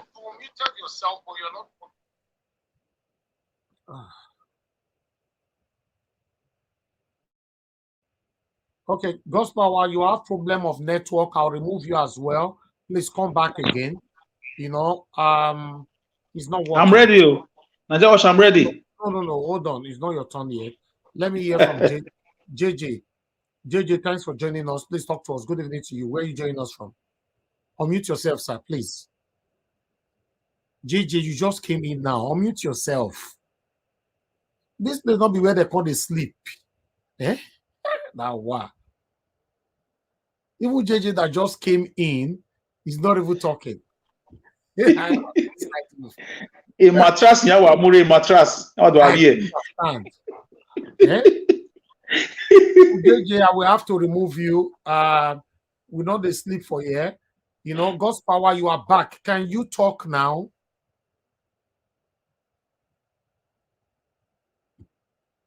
Oh, God. All right. God's power, you will be the last before we close, before I'll call you. To be honest, your network is not friendly here all the time, and I don't know why. Okay. I have to remove a lot of people for others to come in. Let me post out a link for more people to come in. We cannot do this. It's not nice. It's not nice. You know, you be on the screen. You know, some people you go market, go do better ogbolo soup shopping. They'll call the cook and everything. You know. So you will bring mattress to king size mattress to go sleep. Man. So I need to post I need to be a moderator, no easy. But you know, yeah, we. My brother. No, you go do better ogbolo soup shop. They'll go everything. You know. So you bring mattress, spread the mattress, put better duvet. You're like that. Let's take a quick break before I have the next person in. God bless you all. Please help us to share a life. I know they do competition with anybody. If I offend you, forgive me. Show me love. Go to Biza. Kama bara wa lo ninu ife kan akanbi. I know they do competition with anybody. If I offend you, forgive me. Show me love. I go show you love. Kama bara wa lo ninu ife kan. But I know they do competition with anybody.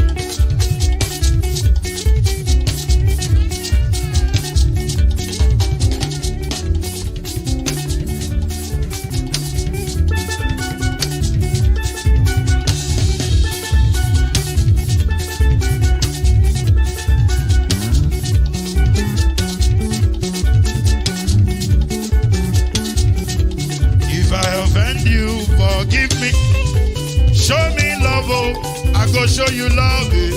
Ká má bára wa lò nínú ìfẹ́ kan.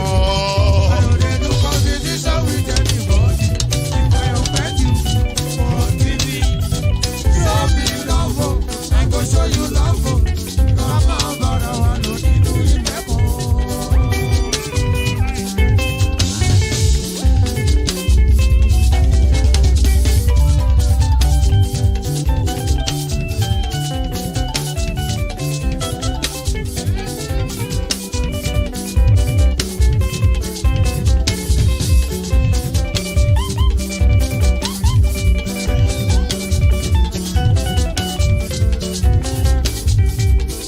No, they do competition with anybody. If I offend you, forgive me. Oh, tó bá ti sanwó fún Ṣẹ́gun nàbí o. Ẹ fẹ́ jókù. Alákọ̀bí. Ṣẹ́gun nàbí. Alákọ̀bí. Sábà mẹ́la. Anybody. Anybody? Any bobo bobo bobo bobo.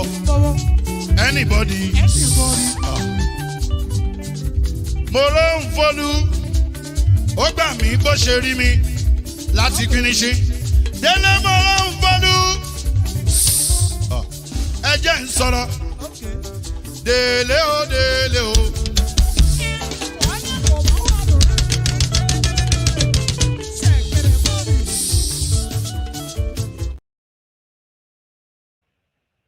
All right, thank you very much, my people. Let's see if these people can talk now. I brought them back again. Ghost Power, are you there for the third time? Okay, good. Ghost Power, you're not talking. This is the third time. It says your. Okay, I have to remove you, Ghost Power, for the third time. You know, this is sad. All right, I would like to move on straight to someone else, which is Busy Brains. Busy Brains, thanks very much for joining us, madam. Good evening to you. Please talk to us in 8 minutes. Busy Brains, are you there as well? It sure say no be juju be that. Na matraso, king size. I'm not sure. She's not even available. Trying to adjust the whole system because there's nothing is adjust at all. Elvis, you call me. Yeah. Nice time they go Easter shopping. Nice time shopping. Can you just pass me just briefly? I just stopped to get petrol. Yeah. Okay, all right. See, there's nothing like a jack. He just Jack. Okay. All right. JJ, are you there? Can you talk to us now?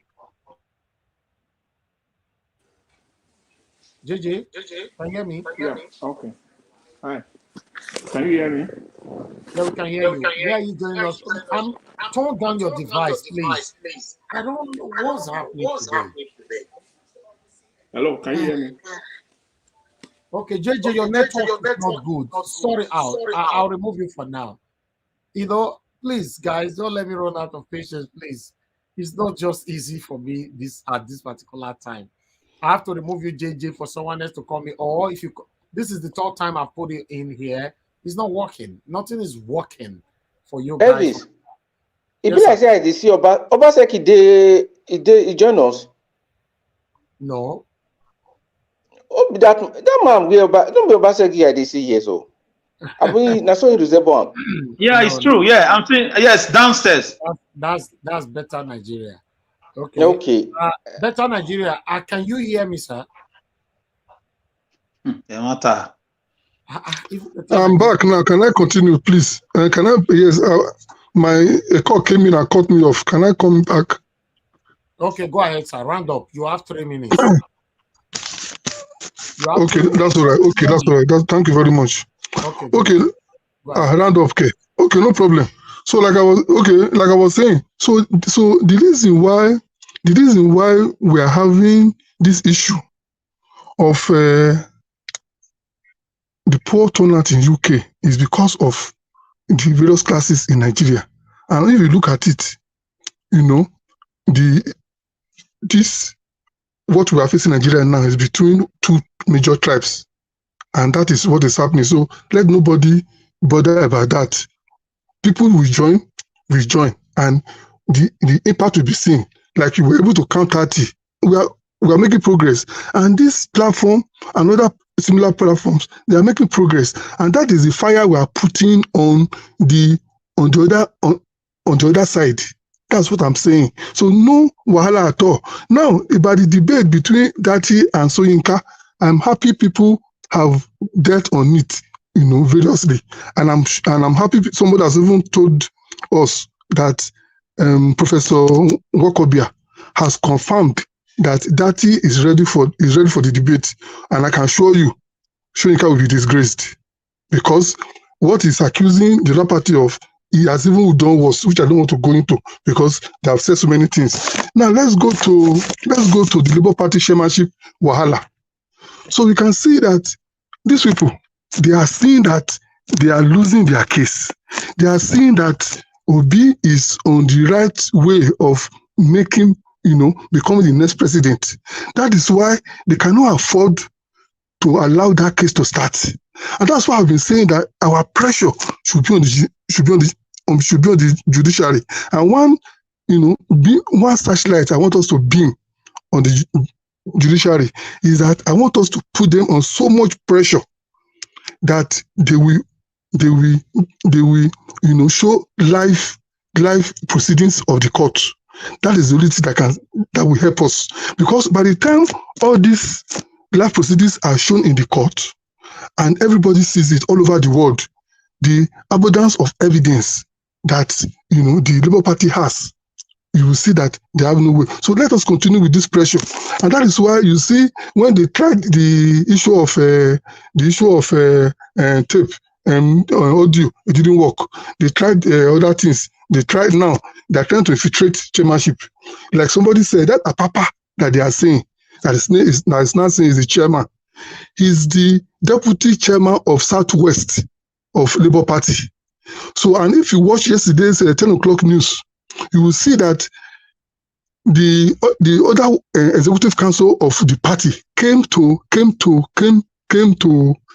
the headquarters, and they all confirmed that this man, they cannot come and take over the party. It doesn't even it has not gotten to their turn, to this man's turn, because you will see, and even there was evidence that this man has been various APC rallies or APC something. They even said that thing you are seeing is being sponsored from Ogun State. That is, so many things like that. So what I'm trying to say is that let us put pressure. You can see they are confused already. They are confused, and that is why they don't want the case to start. If the case starts, they know that we are going to win. So let's continue what we are doing. God will help us. Then, what I also want us to know is that as soon as Obi comes in, that is why they don't want Obi to come in. Because as soon as he comes in, there will be a cessation of impunity. There will be a cessation of rascality. There will be a cessation of corruption in this country. And see what happened. Do you know when Buhari was coming in 2015, everybody in the ministries, in everywhere, they were all sitting tight, sitting up, thinking that it is Buhari of 1983 or so. Okay, 1983.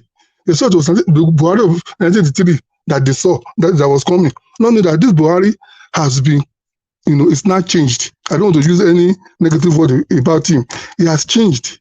So you can see that when election was coming, when it was going on, you see that all the problems that was happening, kidnapping, all those, herdsmen, what's it called, in the north, they stopped. But immediately they saw the direction of the country, you can see everybody has come up again. So what we are saying is that let's continue this fight. And this fight, at the end of the day, God will give us Obi. And when Obi comes, it is the constitution we are going to. Yes. Round up.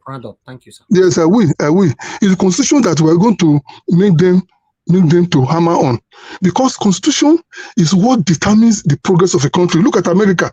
The Constitution of America is just 4 sheets with 7,591 words, but it has 27 amendments, and those amendments is what is carrying America today. So when Obi comes in, they're going to work. We're going to make him, because he has told us that if he comes in and is not performing, we should fire him. So this is what we're going to do. So no wahala. Thank you very much. God bless you, sir. Thank you. Thank you very much. Okay. Let's see if the next person will also talk. I bet make we pray. Help me do fasting and prayer. Make people they talk now. Okay, let's call on give us a mandate. Give us a mandate. Good evening to you. Thanks for joining us, my brother. Please talk to us. Give me a minute. Maybe you go someone else. Let me just come back after the person. All right. I know. So you want to go do shopping now. And you want to cook a goosey and a padded yam. You know. You see, huh? Okay. Have you my cucumber call somebody for? Okay, now, my people, let me take calls. Since more than ever take calls, let me just take this opportunity to take calls. All right, guys. A lot of you have been calling since. I think it's the time for me to prioritize call. Let me get the phone. Let me get it ready for you. Okay. Callers, I'm gonna take 5 calls. Then we can take it from there. You know, if it's a funny day, right? I know it's like that sometimes. We have a full house, but many of them are not available. They are cooking Easter rice or Easter pounded yam. You know, even call ourselves, they are not calling at the moment. You see? Okay. When people they talk, there are some people they call in. So that one is surprising. All right, finally we see. I'm available to talk now, Mr. Hold on, madam. Okay, I'll come back to you. Hello, love of God is my strength. Good evening to you, madam. Please talk to us. Thank you. I'm number 1 today. I quickly got it. Yes. I'm happy to start to everyone on the platform. I just want to say, today I saw a video. I called you. Maybe you went out for shopping or you didn't pick it anyway. Okay. I was so surprised that they spoke about. I watched a video and it was talking about Doyin Togum something. That I can't pronounce that name. That man that Doyin Okupe, yeah. Yeah, Okupe, yeah, sure, thank you. Not knowing that he was planted in Labour Party, he was working for Tinubu. So everything. Where did you get that from? I will send you. I'll get her. Maybe I'll finish, but it's correct. You will see the person face. It's not anything like fake. Everybody has heard about it anyway. So it was working for him. So what I'm trying to say, you see, with us now, with these people, Nigeria, Ekaba, until they have seen that the youth are not allowing anything like this to happen. I remember when Chowore was put in prison, I was going for protest in this London, thinking that he was a genuine man. I'm so surprised the way that Chowore is fighting the youth. We all went out for him in 2019. We contributed money, we did everything.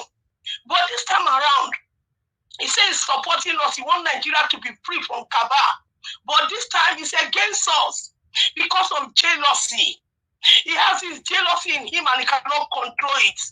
This is a man that has been in his group and everything. I was shocked the way he was behaving. And since then, I just took myself away from taking back a group because I thought he wanted Nigeria to be free from Kaba to all of them, but never knew that he was even working for them. No wonder he was among those who fought that Jonathan should be removed. So Nigerians, we don't know who is who, but God will open our eyes to see who is who among us. Even on this platform, I'm not trying to tell anybody's like that. Oh, God knows them. But let me tell you, no matter what they do, no matter what they try, they cannot kill Obi. They cannot kill Obi. I say it with all belief in the Lord Jesus Christ. They can't kill him. Since last year, we have been praying, and nothing that they can do. Obi is Nigeria president. I am not saying Obi is going to. Obi is Nigeria president. All their evil plan is going to come out. You are going to see APC party divide into two. One side will go and say they don't want to do bad again. One side will perish with Tinubu. Obi is Nigeria president, and nobody will stop it. Thank you. Thank you very much, madam. God bless you. Thank you. Wow. The information about doing a Kukbe, I've not seen it. I cannot really comment on that at all. Like you know, on Nigeria Watch, we only comment on what we can verify or coming from a mainstream media. But immediately I found out the legitimacy and the platform. Maybe before we finish this broadcast, I'll talk about it. And for Sowore, Mandarita, why are you doing this? To be honest, I just want to skip Sowore. I see the long notes with Sowore, right? Not say I not see them. I read them. I take destroy Peter Obi, destroy Datti, and destroy all the obedient. I not say I not see them. But you know, the person you they talk to will not they listen to you, or you know they listen to anybody. And I personally asked Sowore. I asked him personally, and I have the proof. Why can't he join Obi to rescue this country? But he tell me, not be waiting, I'll come to talk for you. But I was very discouraged. So I don't know. I don't know. Mr. Nigeria Watch, I don't know if you called me before, but I just wanted to. That's Madam Nena. You will be the next because I've yes, called I'm you. also ready if you're ready for me. Yeah, I think I saw something that with regards to what the woman was talking about, but maybe I'll say that when it's time my turn to say something. Go ahead. All right, it's your turn now. Just talk to us. Talk to us now. Go ahead. Thank you. Okay, thank you so much. Yeah, maybe let me start from that. What this that woman was talking about. I think there's something that is circulating where I think Donyo Kugbe. I think there is a private jet with one APC governor. I think this should be governor. What governor is? I think the governor of I think Ogun State or something. And then people are beginning to make it look as they're trying to. Okay, let me just read it the way I see it here. It said, politics aside, this one said, I respect Toyokube. He played his game clean and fair, deceived Obi into the contest, made Obi to betray his day one mentor, and introduced LP as a third party to pave way for Tinubu's presidency. That is what is being alleged. And the picture they saw with him was actually taken yesterday. And I think somebody was trying to explain, I don't know how true that is, that which platform did you get this from? I actually, okay, let me see. I saw it on I saw it on Daily Trust. Okay. Daily Trust of Friday. This is March actually. Daily Trust of Friday, March 2023. That's why 2023, March Friday 23. So he was actually found in presidential, private jet with Governor Datti Abiola of Ogun State. And now people are saying that the truth is that guy is actually his cousin. You know, people are saying, okay, do you expect him to abandon him, not to stay with his cousin again because of politics? That kind of thing. I mean, all this is a politics. And some people are raising eyebrows. Okay, if he can be dining and whining with these people, that means he's actually not real. I don't want to say that don't agree, because when I look at his role he played when the Labour Party came out and when I don't have any reason to believe that he betrayed. Okay, for me, I wouldn't want to comment on that at all. Yes, that's what that does. It's unverifiable statements, you know, especially because the way I'm talking to you right now, I'm searching everywhere. It's not in anywhere. I found this on Daily Trust of Friday, 17th March of 2023. Yeah, this is almost a month ago. Yeah, that's what I'm Yeah. what I'm saying. Like Yeah, the and whole another thing is that being in the private jet with Dakpo doesn't have anything to do with what they are exactly. alleging. Yeah. Dakpo must be his personal friend. Mhm. So yeah. Exactly. That's the point I'm trying to make. Like, Mhm. we shouldn't Right. just see every small thing that happens as something we can use as No, as propaganda. this Because platform doesn't do no, that at I'm not all. talking. I'm not just talking about you. I'm just talking about maybe people bringing it. Because the truth about it is this: when we look at the Yokube, when I followed the role he played with the P2B's emergence, and up until the time the supposedly issue that he had that made him honorably resigned. There's nothing in his activity that showed me that he was there to deceive or to do anything contrary to the obedient movement. There was nothing about him. Both then, within the period and after, nothing about him that gave me that impression. So for me, I don't have anything against the Yokugwe. He is with anybody. It doesn't mean anything to me. I don't see him as a traitor. I don't see him as somebody who is done anything contrary to that point. That is just my own take on the thing. So when people begin to, I don't know, Nigerians are so quick in just spreading one thing into, they begin to spread things, and before you know what, they begin to make a case out of something that is not actually supposed to be made a case about. That's just my own particular thing, because somebody cannot tell me that he deceived P2B and made P2B lose. The truth about it is that P2B did not lose any election. That is the truth. P2B did not lose this election. So I don't see anything that the Yokukwe did that could have caused P2B. So it's inconsequential to me. Then I come to the case of, I want to talk about the case of Wole Soyinka challenging Datti Baba Ahmed. And somebody was saying that, I think it was Mr. Alex that was saying that it's not even Baba Ahmed, that he can come and challenge him. If the Wole Soyinka actually want to go into a debate with regards to everything that is happening, he can volunteer himself to go on a debate with Nigerians, with the average Nigerian, the average obedient there. Why do I say that? Because the truth, what people don't understand is that you say that these people are rude on the internet, they are aggressive, they are this. Look, the people that are aggressive, that are rude, are not people in Labour Party. They are not P2B's kinsmen. These are aggrieved Nigerians. Nigerians who are genuinely angry about what is going on. What we are discussing here is because we are genuinely angry about what is happening in Nigeria. So it is very easy for you to get angry when somebody comes from somewhere to say, why are you people even talking about P2B? After all, P2B, me personally, once I open Twitter or Facebook and I see somebody that says anything, I will be quick to, to correct you in the way that may sound like an attack. So what is, we don't understand that this is Nigerians that are genuinely angry about what is going on. So if Wole Soyinka wants to address or wants to debate whatever his stand is with regards to what Datti Ahmed did, let him subject himself to a debate with an average obedient man on the street.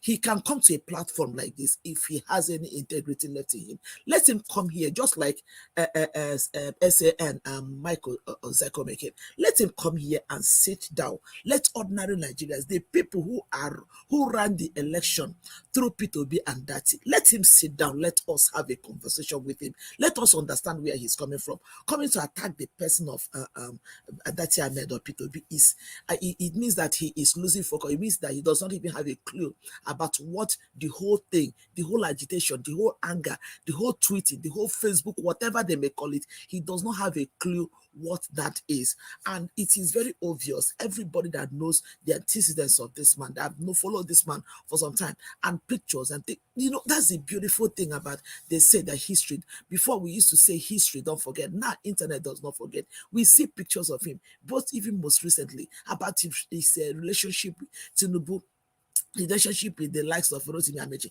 This is the same what's his name, Wole Soyinka, that was quarreling EFCC sometime in I can't remember the year. I think that was during his 80th birthday, when Peter Odili threw him a party, they threw him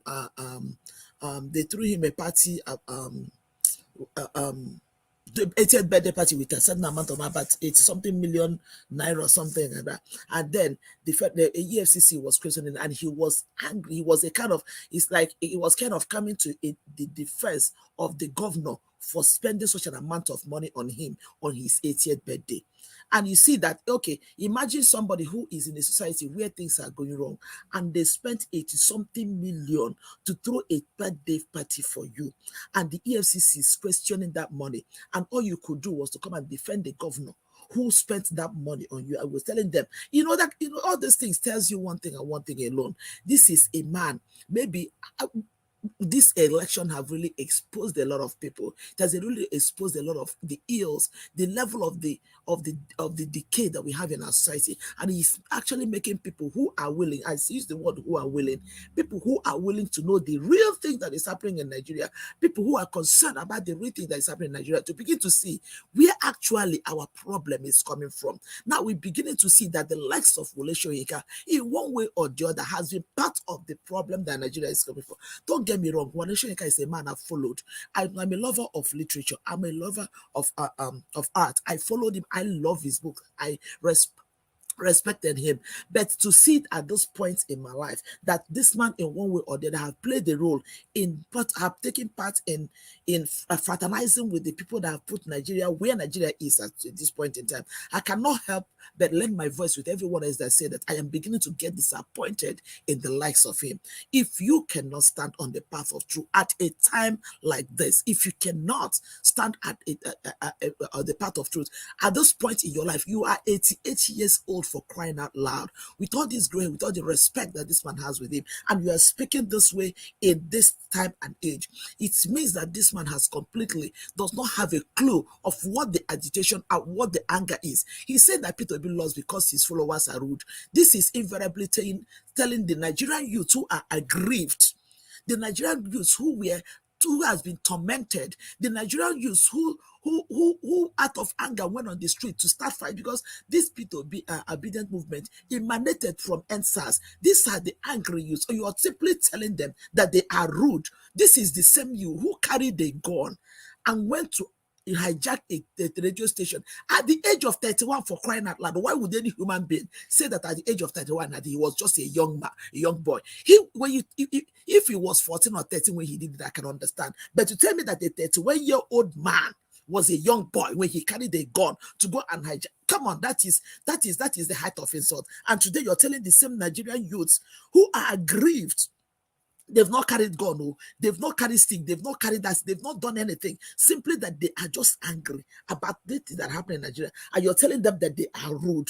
But you were not just rude, but you were aggressive. You were at the point of taking the life of somebody with a gun in your hand. Are you kidding me? And many years later, you're coming back to open your mouth to say what you're saying.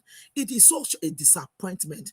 And I felt so angry for that journalist that opened his mouth to say, oh, he was a young man when he did it. Does that excuse that he did something like that? The 31-year-old man, are you kidding me?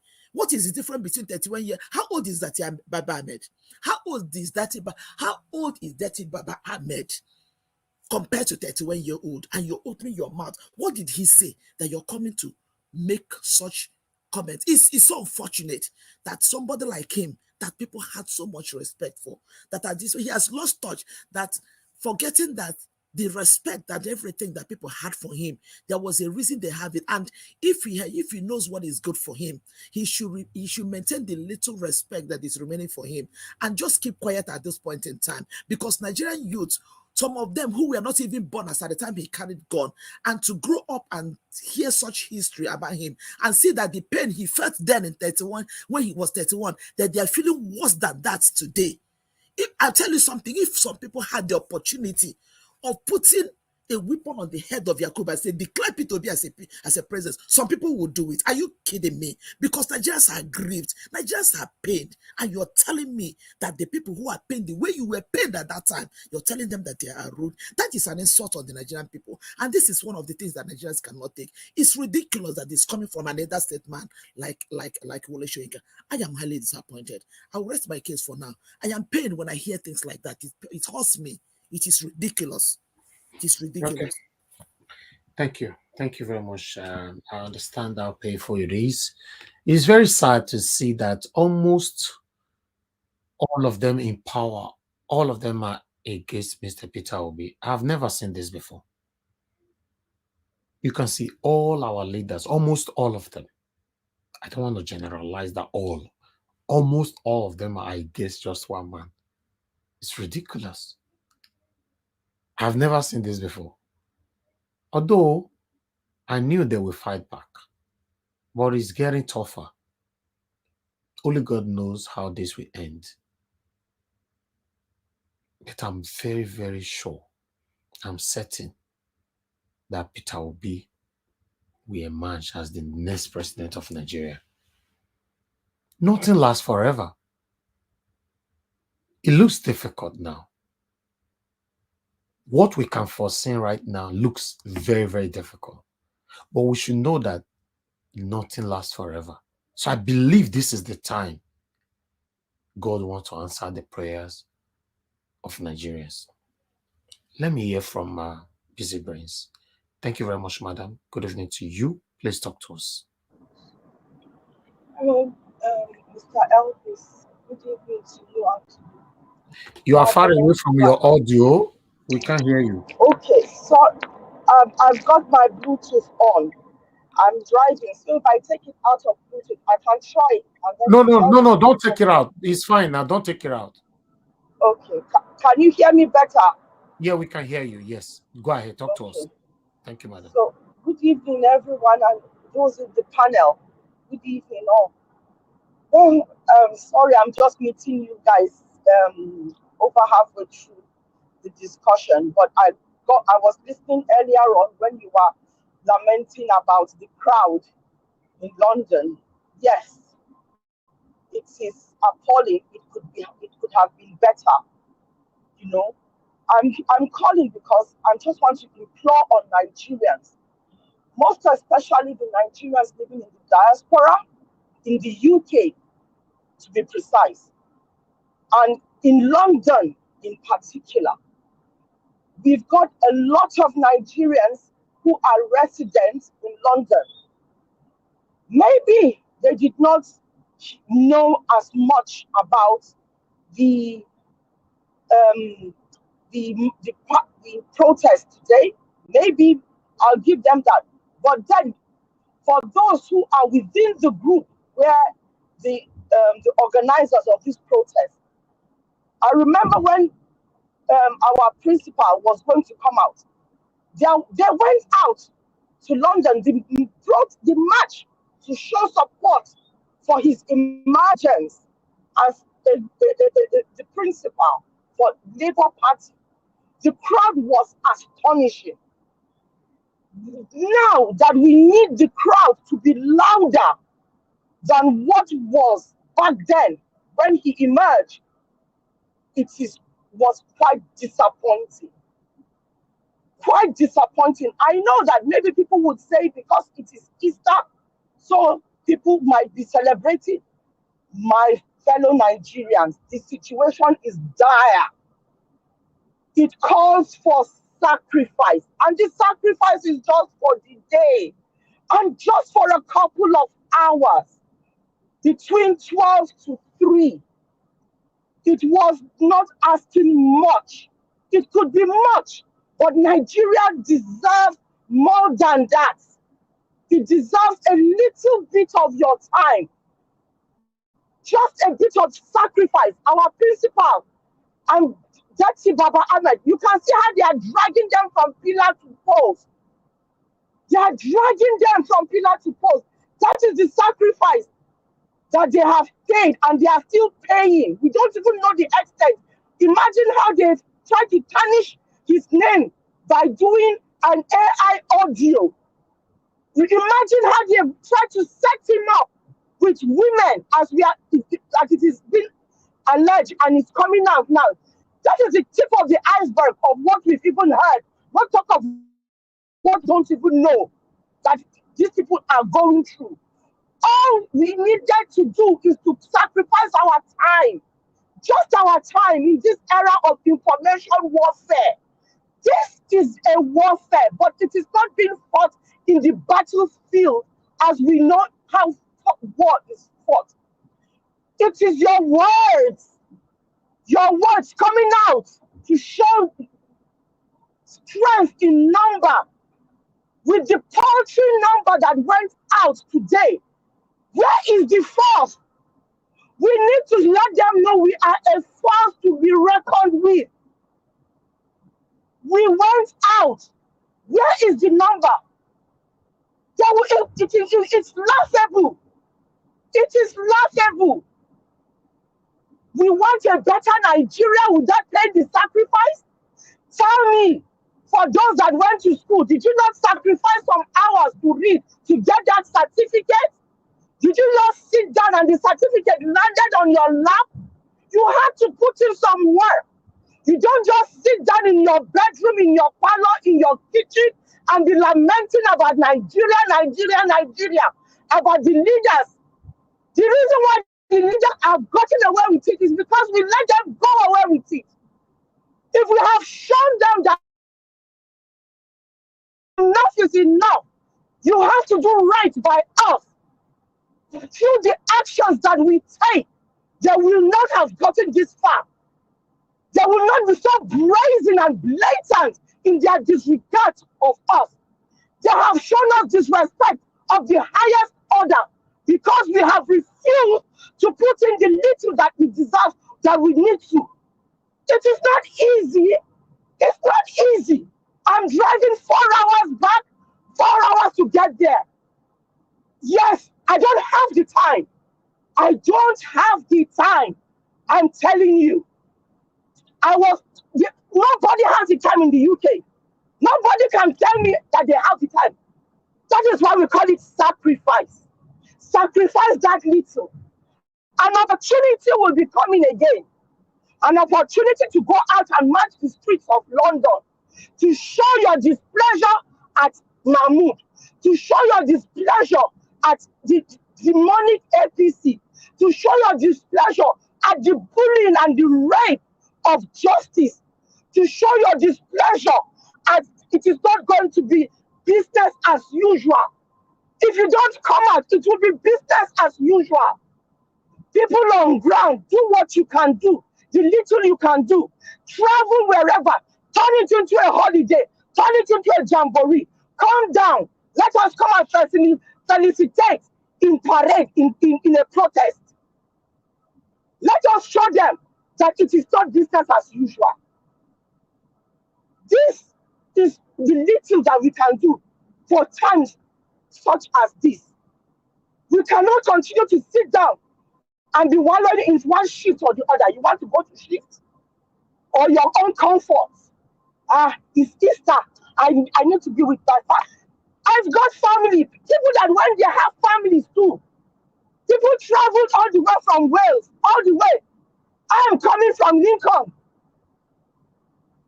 It is unheard of. It is unheard of. You want change and you're not willing to do the needful, do your own part. Do your own part. With limping, we went there. That is how badly you want to stay here. You feel hot, you feel discouraged. Come out and don't be helpless. Do something to put fire in your belly, to give you hope. We know that we are going to get there.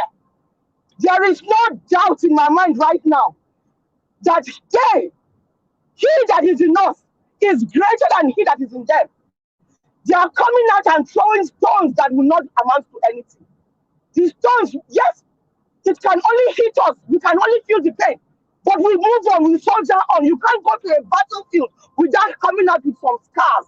But at the end of the day, it is victory that you are going there for victory. Talking about the great head man that is becoming demented in his old age, while he is supposed to be accumulating accolades and respect, he is going through the diminishing returns of whatever it is that he might be going through. I do not think that our VP to be should condescend so low to dignify such a request. If he wants to debate, he will debate with us, obedience. He has brought himself to our level. He has brought himself to our level. He should leave the esteemed Datti Baba Ahmed, we the soldiers will debate him. Where was he when debate needed to be debated? Is it now after election he wants to debate? What issues does he want to debate? He should table it. Let us give him his own answers and let us see if he's got superior arguments. What superior argument is he bringing to the table? He's looking for debate. Where was he when the race was being run? It is after the race has been scuttled, he's coming to debate. Of what good is it going to be? Of what benefit to who? As far as I am concerned, that is just another distraction. Distracting us from the issues. And knowing these people, they are snakes. That debate, they will crawl out some, it is going to be a mud sling. There is nothing dignifying. Nothing will be dignified about that debate. It is debasing, to say the least. If our esteemed VP is sent and go and talk and put himself on the same platform as a man with no scruples, we've come to realize he's got no scruples, no integrity. How can?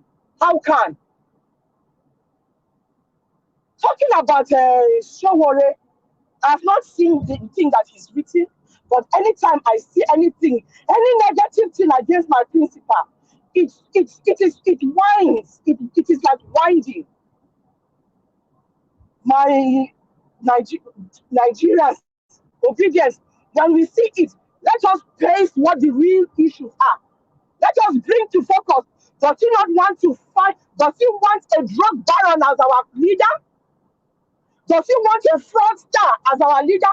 What is his own issue? So you see, Mr. Sowore has stumbled upon the rock, Peter Obi. Peter Obi is that rock that the evil, satanic, and demonic people will stumble upon, and then they will be exposed.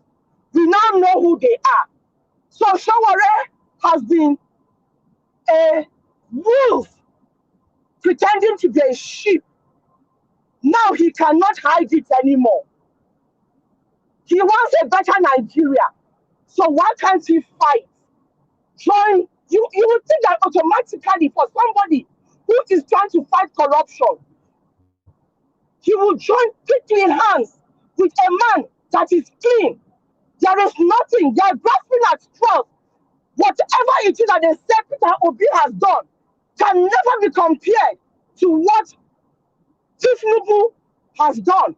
So why is he joining hands with a drug peddler, with a fraudster, with a thug? Why is he ganging up? By their fruits we shall know them. And now we are seeing that his fruit is full of worms and maggots. That is why his cup is so full that he can no longer hide. We now know who he is. We are moving. We move to our new Nigeria, and we leave such lunatics, such evil people behind. I rest my case, Mr. Elvis. I hope you guys can hear me. I'm shouting, hoping that you guys will hear me. Thank you. Thank you. Yes, everything where you talk, we hear everything. Thank you so much for your submission. God bless you, Busy Brace. Thanks for your effort. Thanks for all you're doing for a better Nigeria. I appreciate you always. Thank you. All right. I would like us to hear from other people that is right here. The next person that needs to speak to us right now is okay, we lost you again. Give us a mandate. We lost you again. Okay. JJ, are you there? This is the fourth time I'm calling you JJ. Can you hear me? Okay, JJ, you are not still yet available. Okay. Give us a mandate. Are you available? Yeah, I'm here, but I mean, for some reason, you guys may be having. I don't know if you guys can hear me clearly. Yeah, but you have noise on your background, sir. Okay, let me just go. Let somebody else take the space. I may join later on my computer. Okay, my brother. Okay, thank you. All right. Yes. JG, are you available now? You unmuted yourself. The least of the obedient can take up that debate. It not necessarily have to be the VP. You know, the least of the obedient. Let's listen to that part again. I like that. He will, and effectively so. The least of the obedience can take up that debate and do profoundly. And I know Professor Soyinka, I know his mind. I know he won't go for that debate because the point is, history is replete with facts and figures. Do you know, with all sense of respect, some of us see him as our mentor because he understands the fact that disobedience of an unjust law is indeed the greatest respect for the law. And in 1965 or so, with a gun, he invaded a radio station and refused the announcement of Akintola as the winner of an election.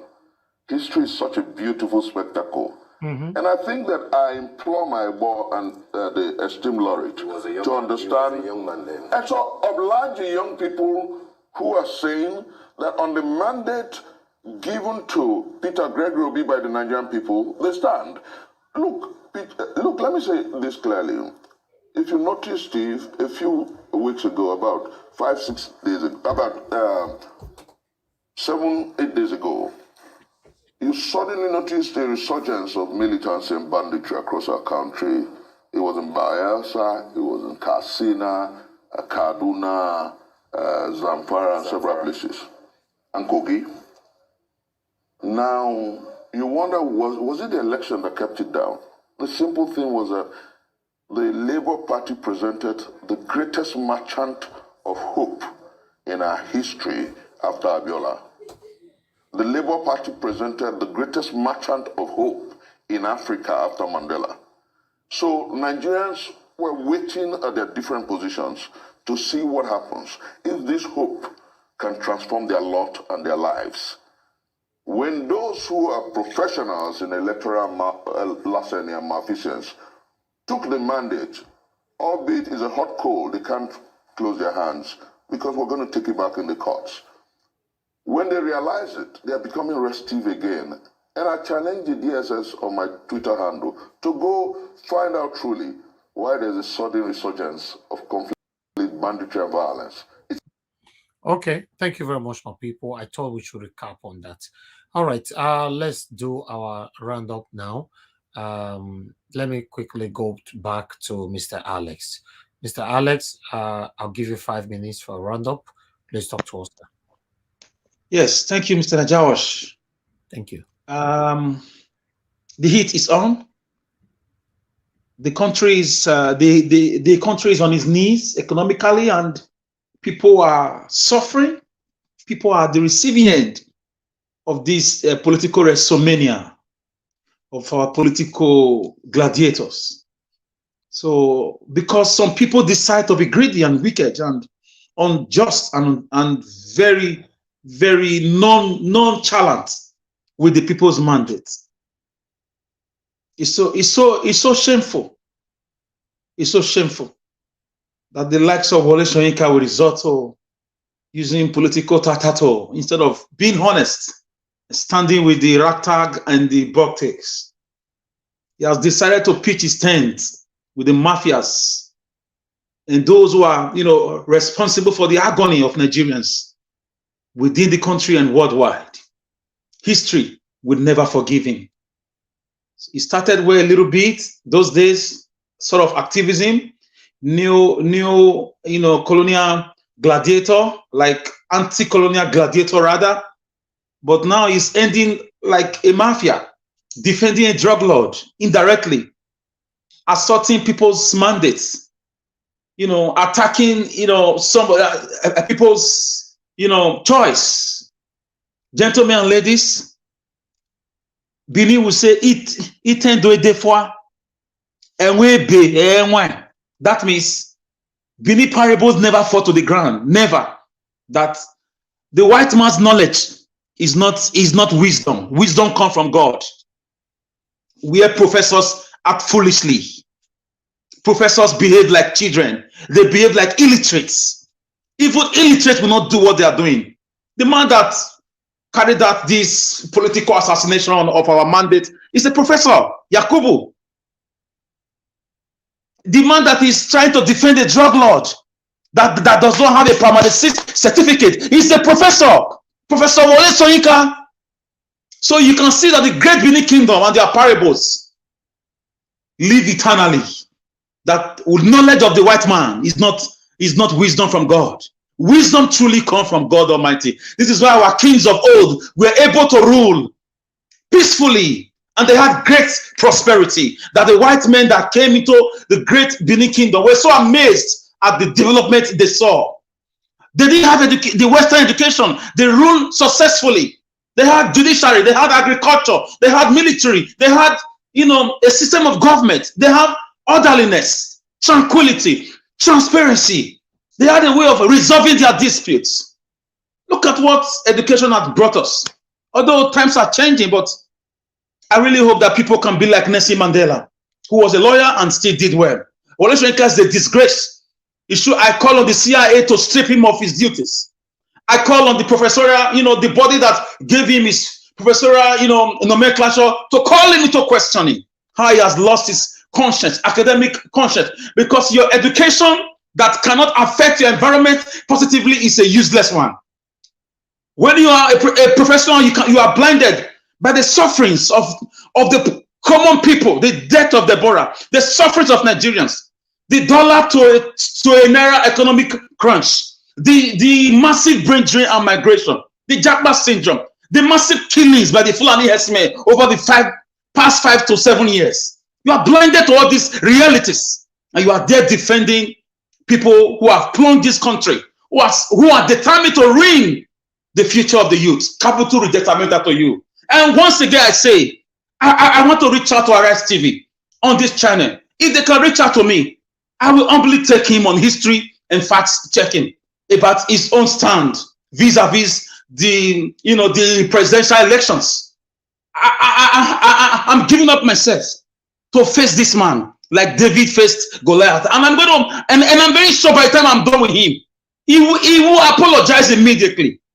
Because what shall it profit a man to get the whole world and lose his own soul? What are you gaining from all this? How much are you being paid so that Nigerians should be taken into another 4 years of penury, of killings, of church burnings, of massive inflation, of borrowings, of brain drain, migration, insecurity, electricity darkness, academic decadence? Is that how you were brought up, Mr. Wole Soyinka? Nigeria Watch, I'm disappointed, and I will drop it here. Thank you very much. Thank you very much. Thank you. All right. We have Mr. Pansat with us. Mr. Pansat, good evening to you, sir. I would like you to talk to us. How are you? I'm fine, sir. I'm fine. And the rest of the panelists?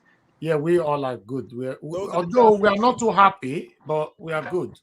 I understand that. I'm also disappointed. I'm here at the location. This is the CNN building 6430. There's supposed to be a protest here, but there's nobody here. Can you imagine? I don't know if the address is wrong or what. Oh. I snapped the picture from the screen, and it says 6430 Sunset Boulevard. This is the world famous Sunset Boulevard. And this is the CNN building. But our people are not here to protest this evil omen we have going on in the country. Wow. And I came all the way to act as a correspondent for the world famous Niger Watch. Oh, wow. You've done your best, sir. Wow. You've done your best. You've done your best. No, thank you, sir. Thank you very much, sir. Have you heard from anybody else who was supposed to be here? No, we have not heard from anyone. No, not at all. Okay, hold on 1 minute. That's a fire truck.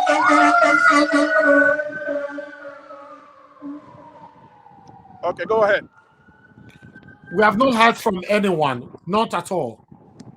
Okay, but it's still not a big deal. Like I said, the protests will intensify. Our people are determined to claim their mandate.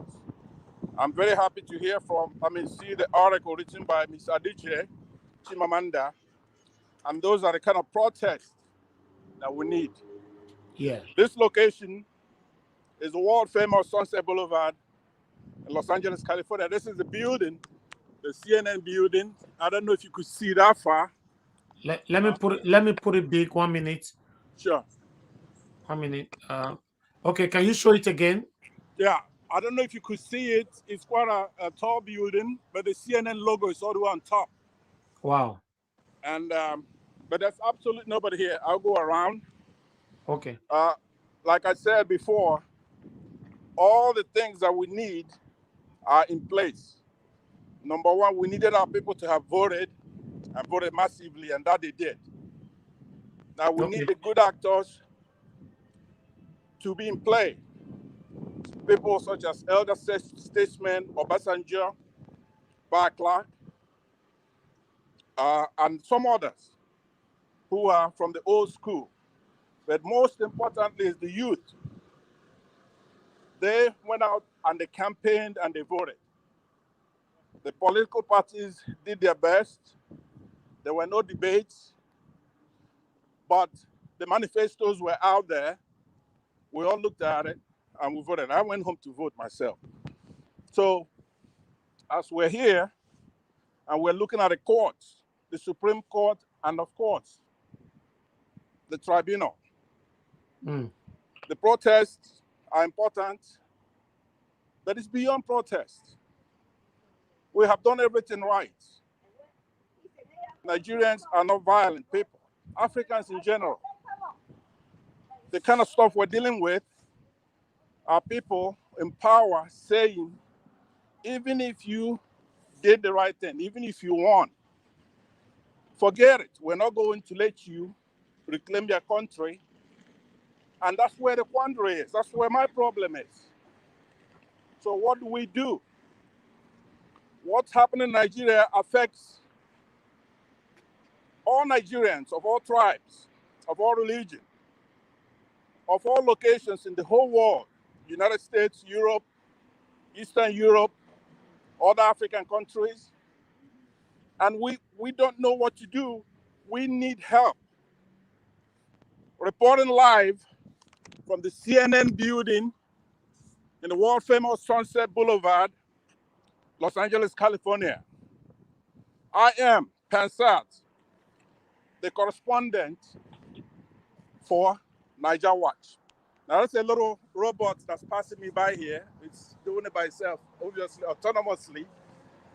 And those are the kind of things you see on this location. I would like to thank Alex and everybody else, especially you, Mr. Niger Watch. I told you I was going to come out here, and you've patiently given me the courtesy to report if there was any activity. But this is so There's sad. no activity on this location today. So thank you. If you have any questions I could answer before I check out. Maybe there could be some mistakes, like of the dates or something. Yeah, that's what I'm thinking. I thought it's supposed to be on the 20-something. Because I know that Nigerians in America are very patriotic. Maybe there's a change of date or something. But they can't change the date just like that. Yeah, the mistake I made was to snap it just from the screen when it was showed, and the dates checked out. Today is Saturday the 8th. And it was supposed to start. I have it on the screen. He said, join the protest on Saturday, April 8, 2023 at the Los Angeles 12 p.m. to 2 p.m. Where are you right now? Is it Horton Memorial Park? No, that's where it's supposed to start and end right here. You could see this is the CNN Los Angeles Bureau. I don't know if you could see the letter. Yes, I can see it. Yeah. Yeah, and actually I could go to the intersection. Yeah. Yeah. So they are right. They didn't change any date. That's the poster right there on screen. Exactly. Nobody turned off. What happened? What's happening? I'm gonna find out. Perhaps they're still over there at Horton. This is Sunset Boulevard. You can see the street sign. This is Sunset and Kawenga. Right? And today is Saturday, April 8th. That's at the building of the CNN, and it's 2:35 Pacific time. So this is the Los Angeles bureau. Pansat.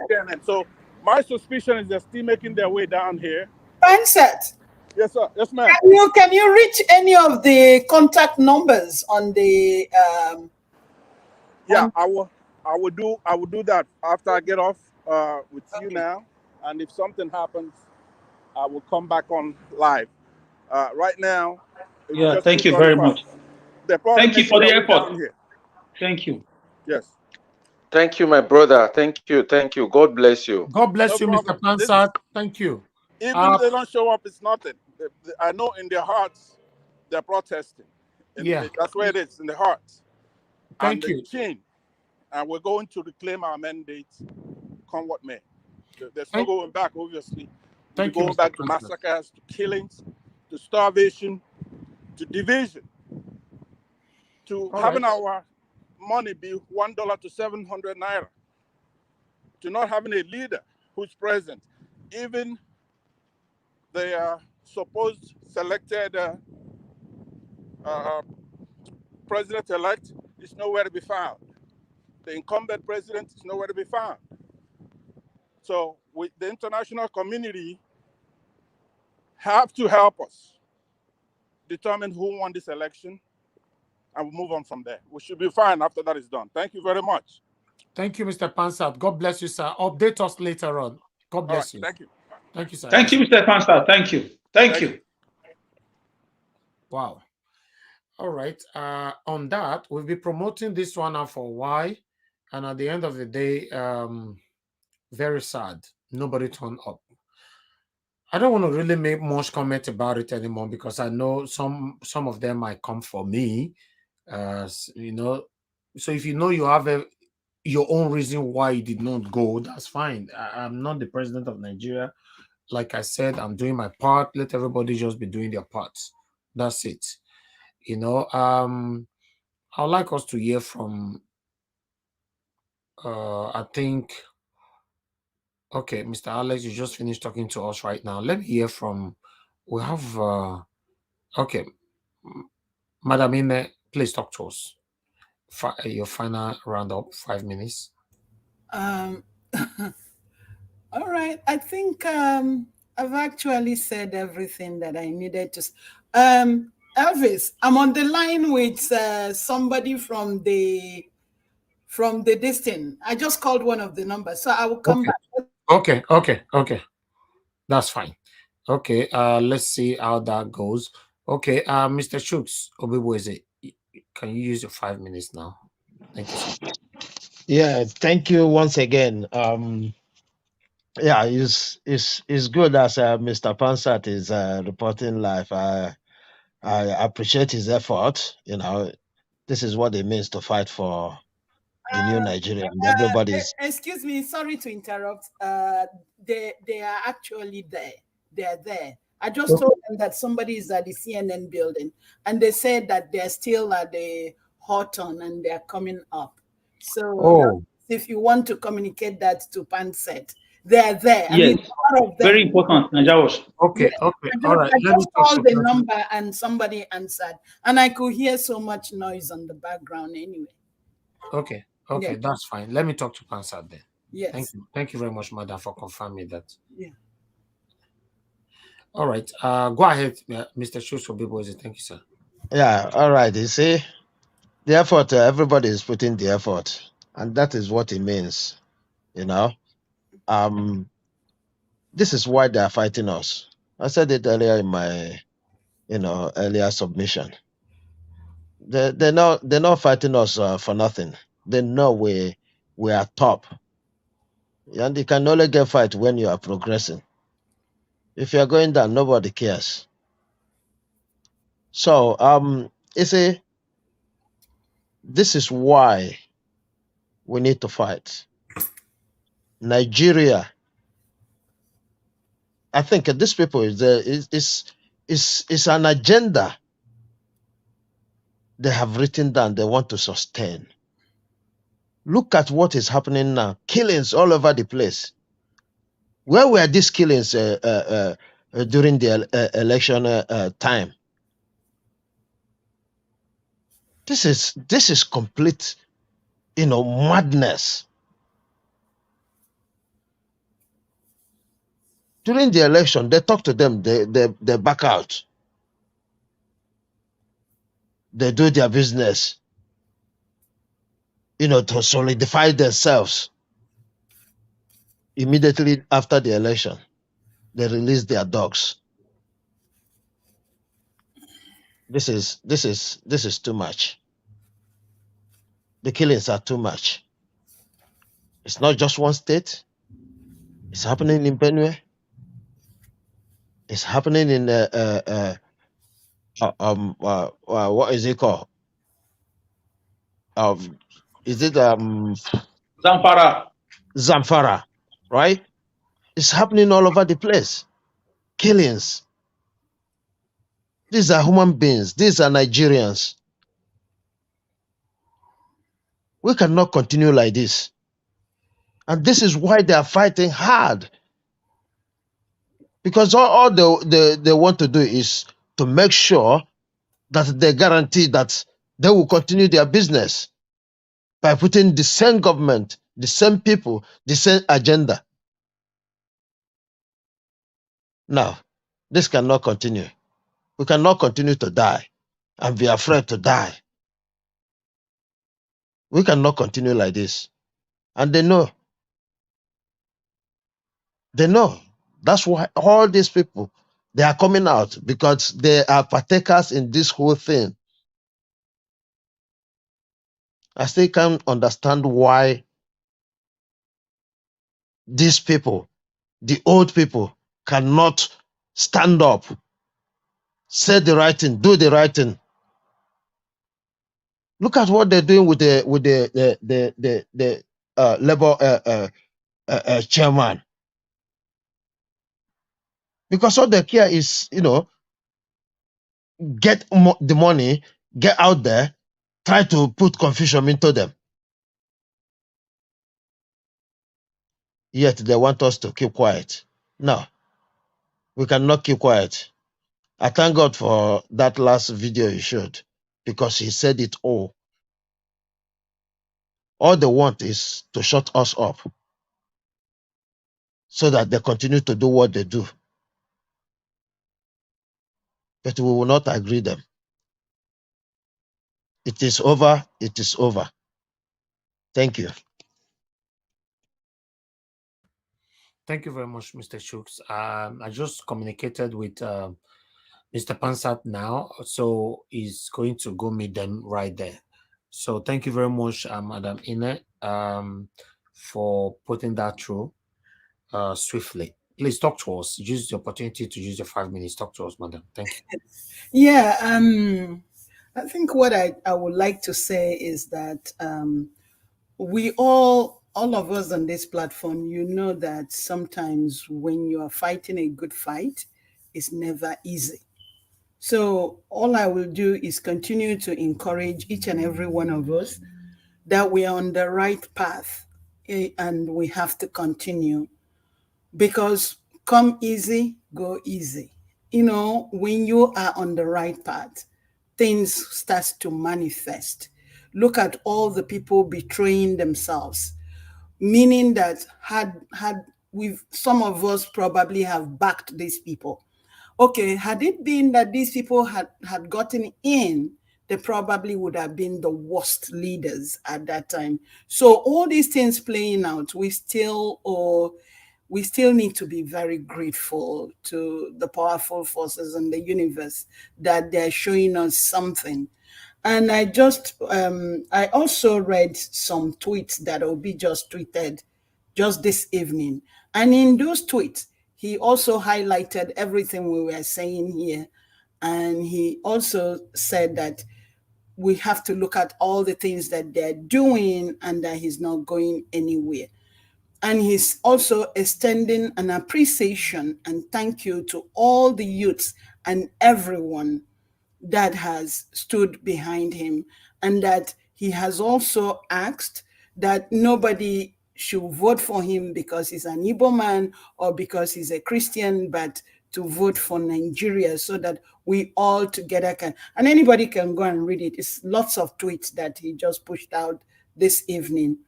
And so reading that from him, I already know that, you know, every time that I come here, anybody who listens to what I said that Obi was brought out by the universe. So there's a lot more powerful force behind him than we think. So all these things that are coming out, we shouldn't just lose hope, and we're not going to give up, because we will definitely get that mandate back.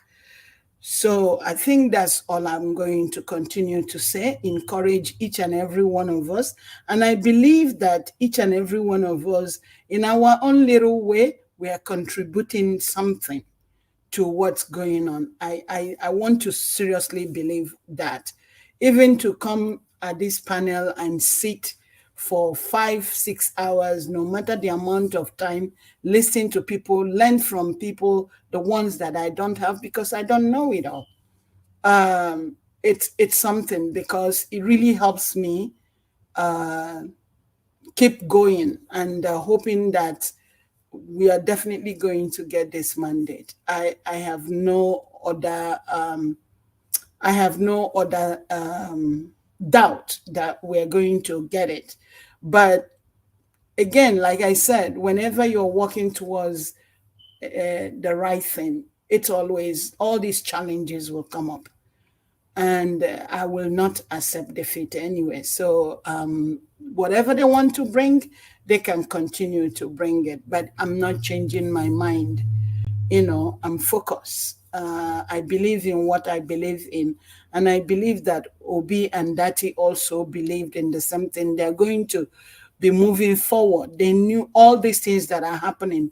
All these attacks on Labour Party office. All these things is just a form of detraction, so that people will give up and said, oh, we can do this, because they've been doing this before. But now it's like everybody has said they've eaten a bone that is really on their neck. They can't vomit it out and they can't swallow it. So they have no other way to go but to keep on using all kinds of deterrents to deter people. And that's all I have. We must continue and not to give up. Thank you so much. God bless you, madam. I really do appreciate you. Thank you. Madam, let me conclude what you said. You see, when you swallow a bone and you cannot spit it out and you cannot swallow it, the next thing you say, you go buy. So that's what's happening. They are all going down. Ginger bread bar. Yeah, this is your pie. The way you go release the thing, self. No. I like and say you don't change out to buy. It's better. That is slang. They do it well. Yeah. So you don't say ginger bread bar, body they hot, not be small. All right. Let's quickly move on now to Madam Nena. Please, can you use your 5 minutes now? Thank you. Okay. Thank you so much. Thank you. Thank God for that. My sisters, and because while she was talking, I was also dialing one of the numbers there, but incidentally she brought back her report, because I was going to get disappointed again. Like, how can they do protests in Nigeria and in America nobody shows up? But I'm glad that people are showing up. And again, I just want to quickly just say something about chivalry a little bit. You know, it's when I listen, because I saw one somewhere that some stupid stuff he's been tweeting put on Twitter with regards to P2B being a liar and everything. So, and when I look at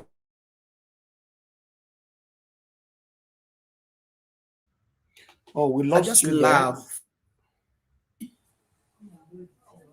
Hello? Are you there? We lost you for a few seconds. Can you hear me now? Yeah, better now, yeah. What happened? I don't know what happened, because I'm not using anything external. Anyway, so what I was saying is that when I see someone like Showore, I can't just help but feel sorry for that young man, you know. What I would have expected for someone like Showore, if he was a sincere, being a young man, was that as soon as he saw the move at P2B, he should have jumped into the bandwagon.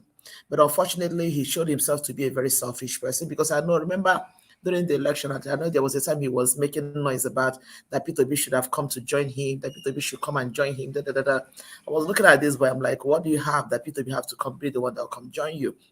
And then after the whole thing, the way he has been followed, joining with all these oppositions and the likes of the Tinubu camp and everybody to be making fun of Obi, saying all sorts of things. He has said all sorts of nonsense about even the fake audio tape and everything. When I look at him, I cannot just help but to say that this guy is very obvious. Like, this guy doesn't even have any good plans in the first place when he was claiming that he was fighting for a good Nigeria. It's very obvious.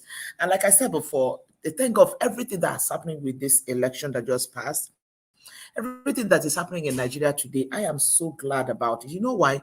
Because it is exposing a lot of things. In fact, this election is even exposing our nearest neighbors, people who are close to us. Yesterday, I was talking to a friend. She was telling me about one person she knew at her job that, they used to parley like as per Nigerian levels now, because the woman is, this is not saying that all Yorubas are like that, but unfortunately, the woman is a Yoruba woman. And then she began to hear this woman's view, and she was kind of surprised. So, I cannot believe that you have this kind of view. So how come I bring fufu, we eat together, I bring rice, we eat together in this job all these years? I never knew that you have such feelings about the Igbos and stuff like that. So it has exposed a lot of people and a lot of things in Nigeria.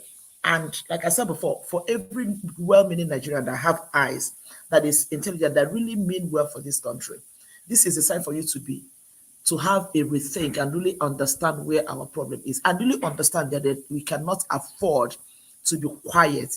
Shawore has shown himself to be a disgrace.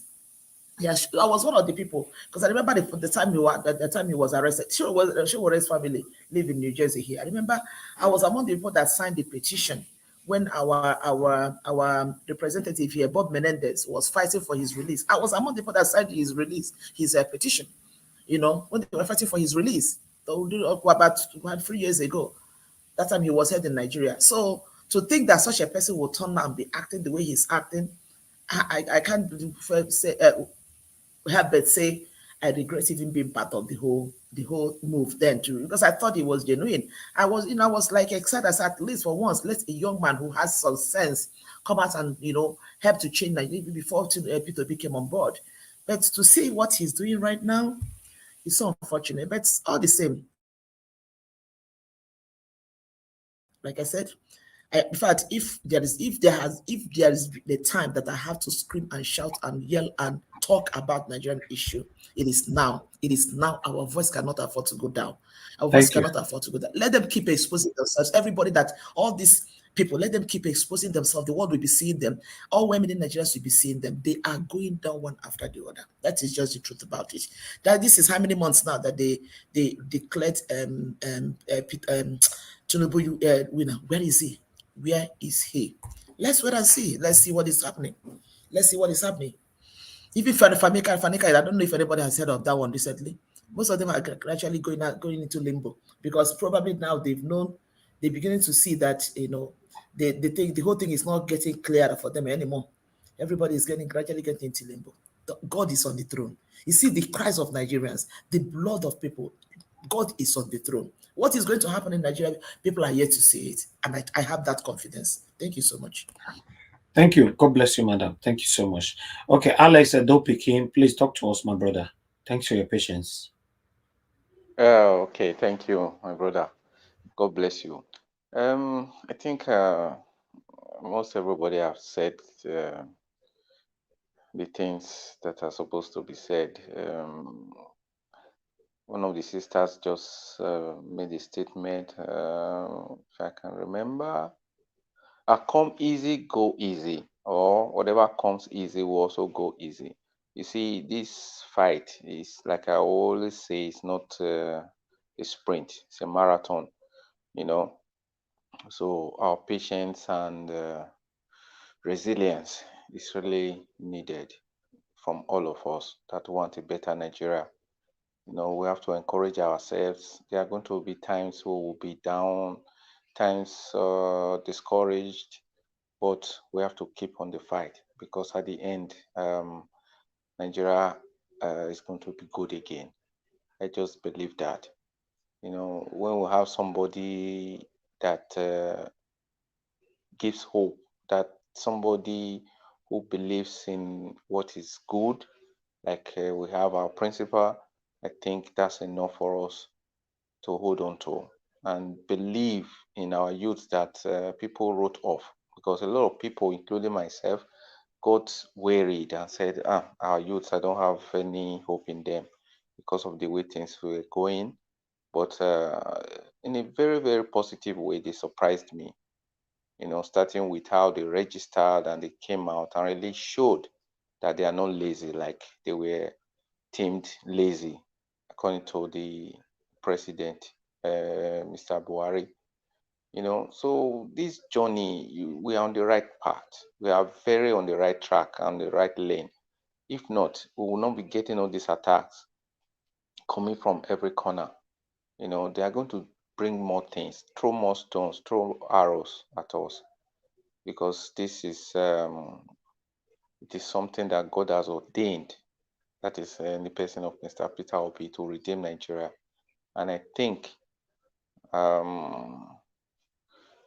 with all that we've got, all the energy in us, we'll get there. We'll get there. I will encourage us not to listen to them.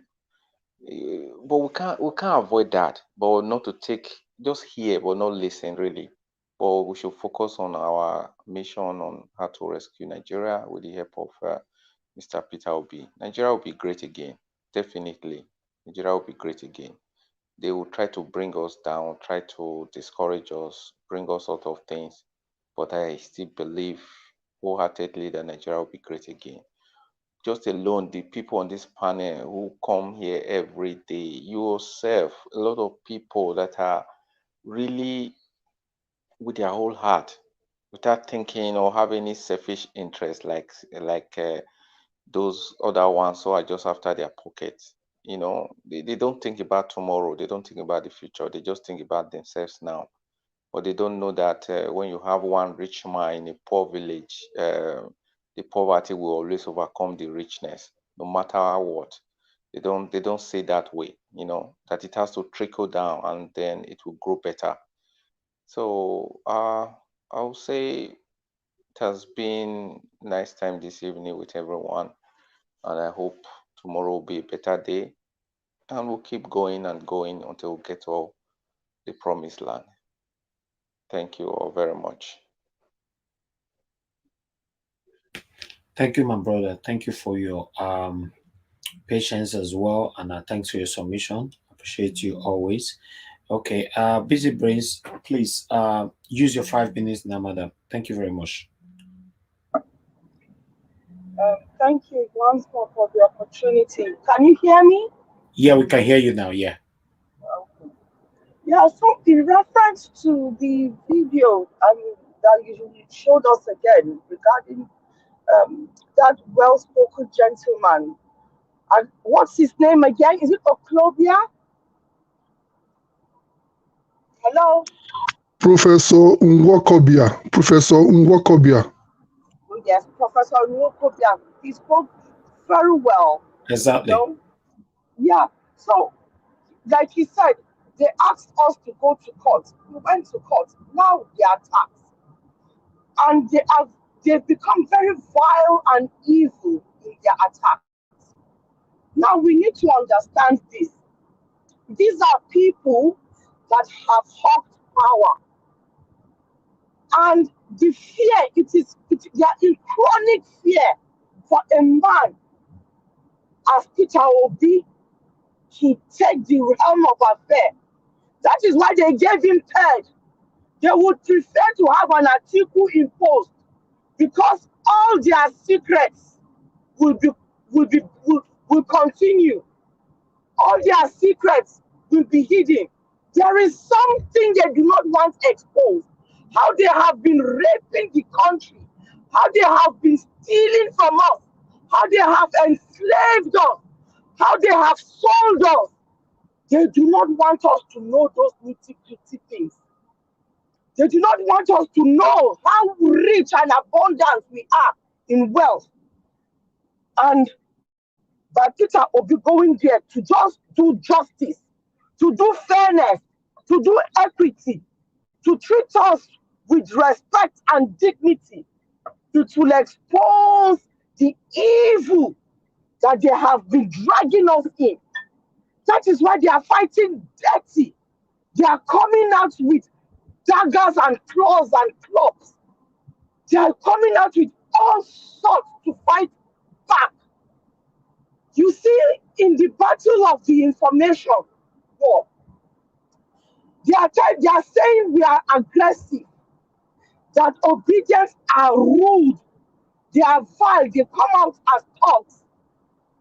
That is all they can throw at us. You know why? Because we are winning that war.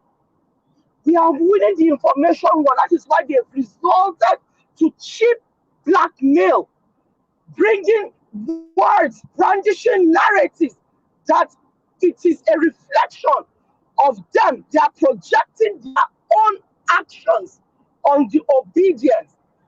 Why? Because they've lost the battle. They've lost the information war. Can you not see the jest?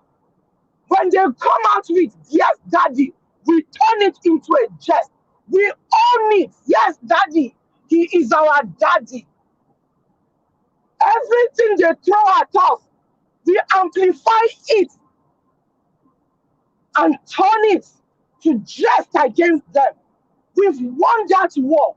So the only way they can come back is to use cheap blackmail, use evil rhetoric, narratives to try to drag Mr. Obi and his obedience through the mud. But they will not succeed. No matter how much they try, they will not succeed. They are afraid of Mr. Obi. They have not seen, they cannot believe. Like I said the last time, why are they not only can they not afford to have a man such as Mr. Obi in the helm of affairs, they cannot afford to have such a man whom the youth, whom the people have great respect for, whom the people honor, whom the people listen. He's shown great leadership in the ways he's handled us so far. They've expected us to play their game, but he's been able to let us know not to play the game they want us to play. And they cannot believe that. We've stuck to the rules. We've played it clean. And they are trying to claim that we've played it dirty. But that is lie from the pit of hell. Lie coming up from the mouth of the lying Mohammed and his cohort of evil protesters. It is well with Nigeria. Nigeria will come back. The Nigeria that we all want for ourselves. Let us just do our own part. Nigeria will continue, but we need to carry Nigeria. Nigeria can only continue if we do our own part. If we change a little here and there, if we sacrifice a little for Nigeria. Nigeria has been raped so badly, and Nigeria needs you. The only way Nigeria can afford to walk again is if each and every one of us do our own part. Deny comfort. Deny the little bribe that they will give us. Deny a little. Let us deny ourselves a little. Let us deny ourselves those little comforts. It is just for a short time. Till Nigeria just needs us, just for a short time. We've got this. We've got this. Just like this, the caption here says, we cannot, for how long can we continue like this? We can't. Let us just persevere. We've shown ourselves to be resilient so far. Let us just persevere for a little time. We've got this. It is well. I rest my case, Mr. Elvis. Thank you so much. God bless you, madam. Thank you. I'll thank you too. Thank you for always saying it how it is here. Thank you. Okay, let's hear from Better Nigeria. Better Nigeria, sir, if you're still there with us, please use your final submission. Yes, 5 minutes.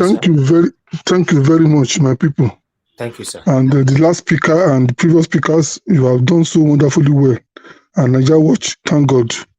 Now, I want to say this. You know, Washington Post, the motto of Washington Post is in darkness, democracy dies. And today, there are people representing darkness and there are people representing light. And that is why when I first spoke before, I said we have classes of people in Nigeria now. And that's why we're having this problem. You know, and Nigeria Watch was asking, he said they're all against Obi because, you know, they are all playing, you know, why are they all against Obi? He was asking the question. And I want to say here categorically that the reason why they are against Obi is because it's like we are now playing, they have, you know, it's like what is playing out now is that people are playing the ethnic cards. That's just the summary. Because when you look at it, there are two major, like I told you, there are two major divisions now. You know, the status quo and the conservatives. And the status quo, people who want to remain the way they have been stealing before. The conservatives, people who believe that Emilokon, people believe that is my person, I cannot change. But among those people, we have people who have conscience. People like Obasanjo, people like Afenifere, represented by Baba Adebanjo, people like Okutekpa, people like Akin Oshutokun, the DG that replaced Okukpe. These are the people, you know, in the conservatives, you know, who have refused to join them, who have joined the other group, which I call progressives and the liberals.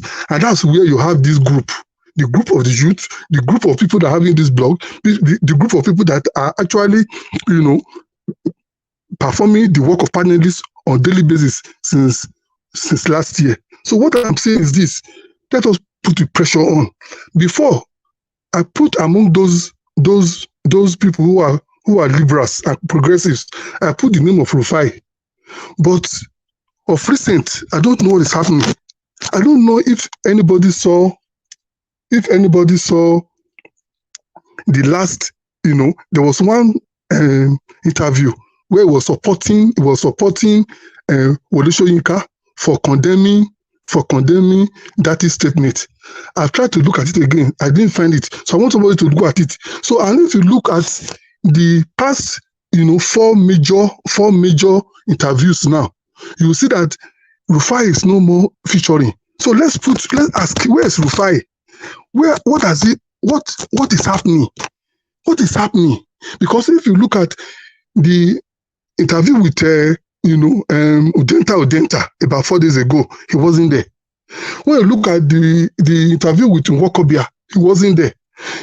Interview with Wole Soyinka himself, he wasn't there. Because I'm sure if Rufai was there that day, I'm sure he will have called that man to order. So let us beam the searchlights on Rufai now.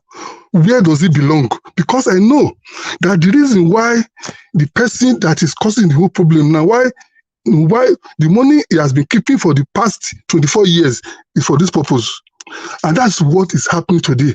And that's why I'm saying that, look, since we can still have people among the ethnic people, you know, the people who are the conservatives or who status quo, we still have the progressives like Obasanjo, like Afenifere, you know, Adebanjo and Okutekpa and Akin Oshutokun and those people. That's why I want us to beam our light on the judiciary, and our pressure should be on that. They should beam it, you know. They should beam it. Yes, I just have about just a few seconds more. They should beam it on they should ensure that they show that in life. Because if they show it life, I can show you that Obi will become our president. Because the evidence will be there. So that is it. So I thank you for all the work you are doing. God bless us all. Bye-bye. God bless you, sir. Thank you. We are going to take on 1 or 2 videos before I come back to The next person's here. And for Rufai, he's very fine. He's fine. It's his birthday. So everybody can use the opportunity to wish him happy birthday. So yeah, he's just off. Nothing happened to he's very fine. Nothing happened to him. So Okay, thank God. Rufai should be back. Chop pepper soup, goat meat and jollof rice. So he should be back in office back to work by Monday latest.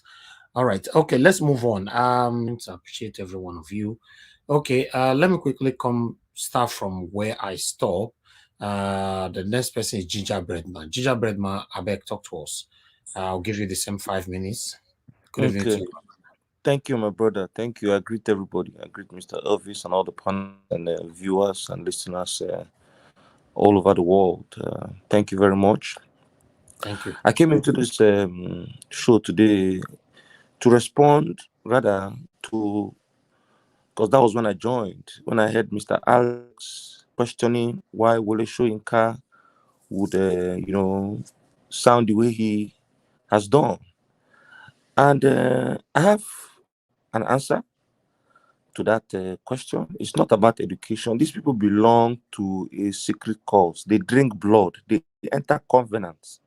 So, and they must align with the pledges of their cults, and that is why you see someone like Wole Soyinka, we malign the truths and go for the rape and bastardizement of the people's mandate.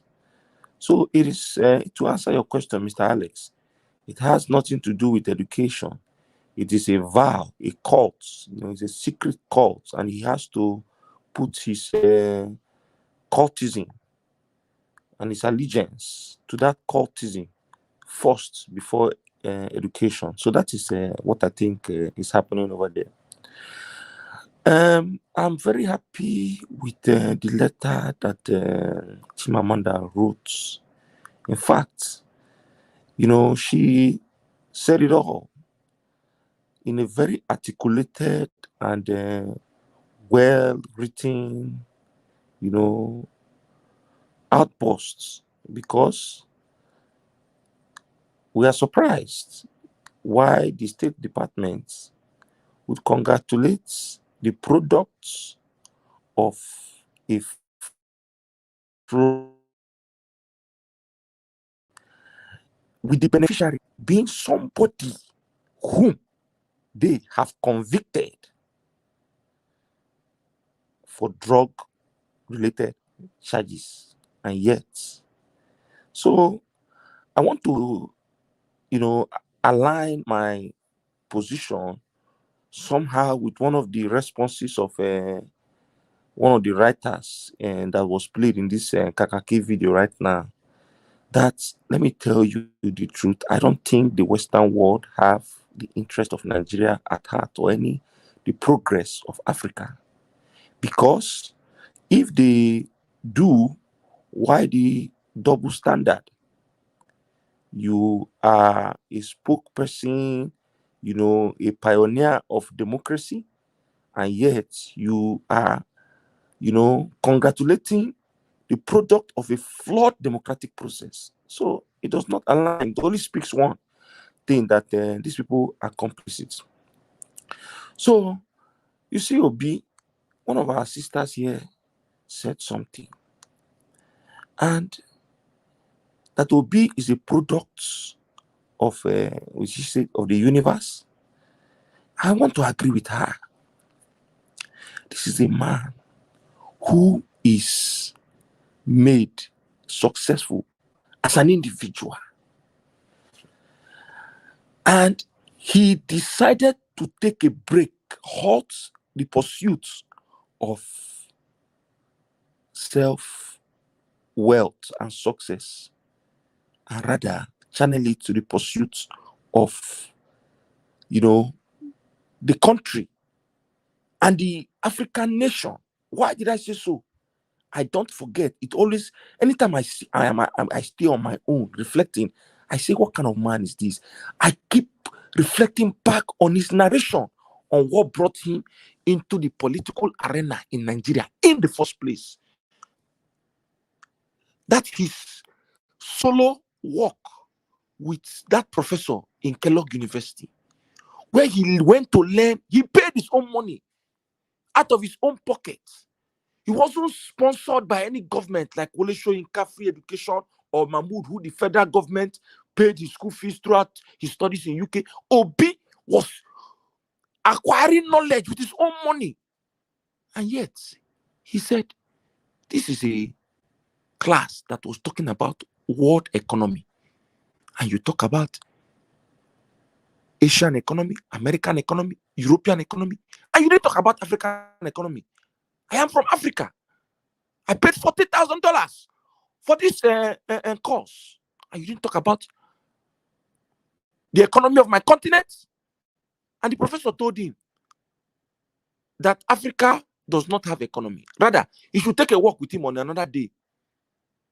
And broke it down. Go and look at that. Go and listen to that narration.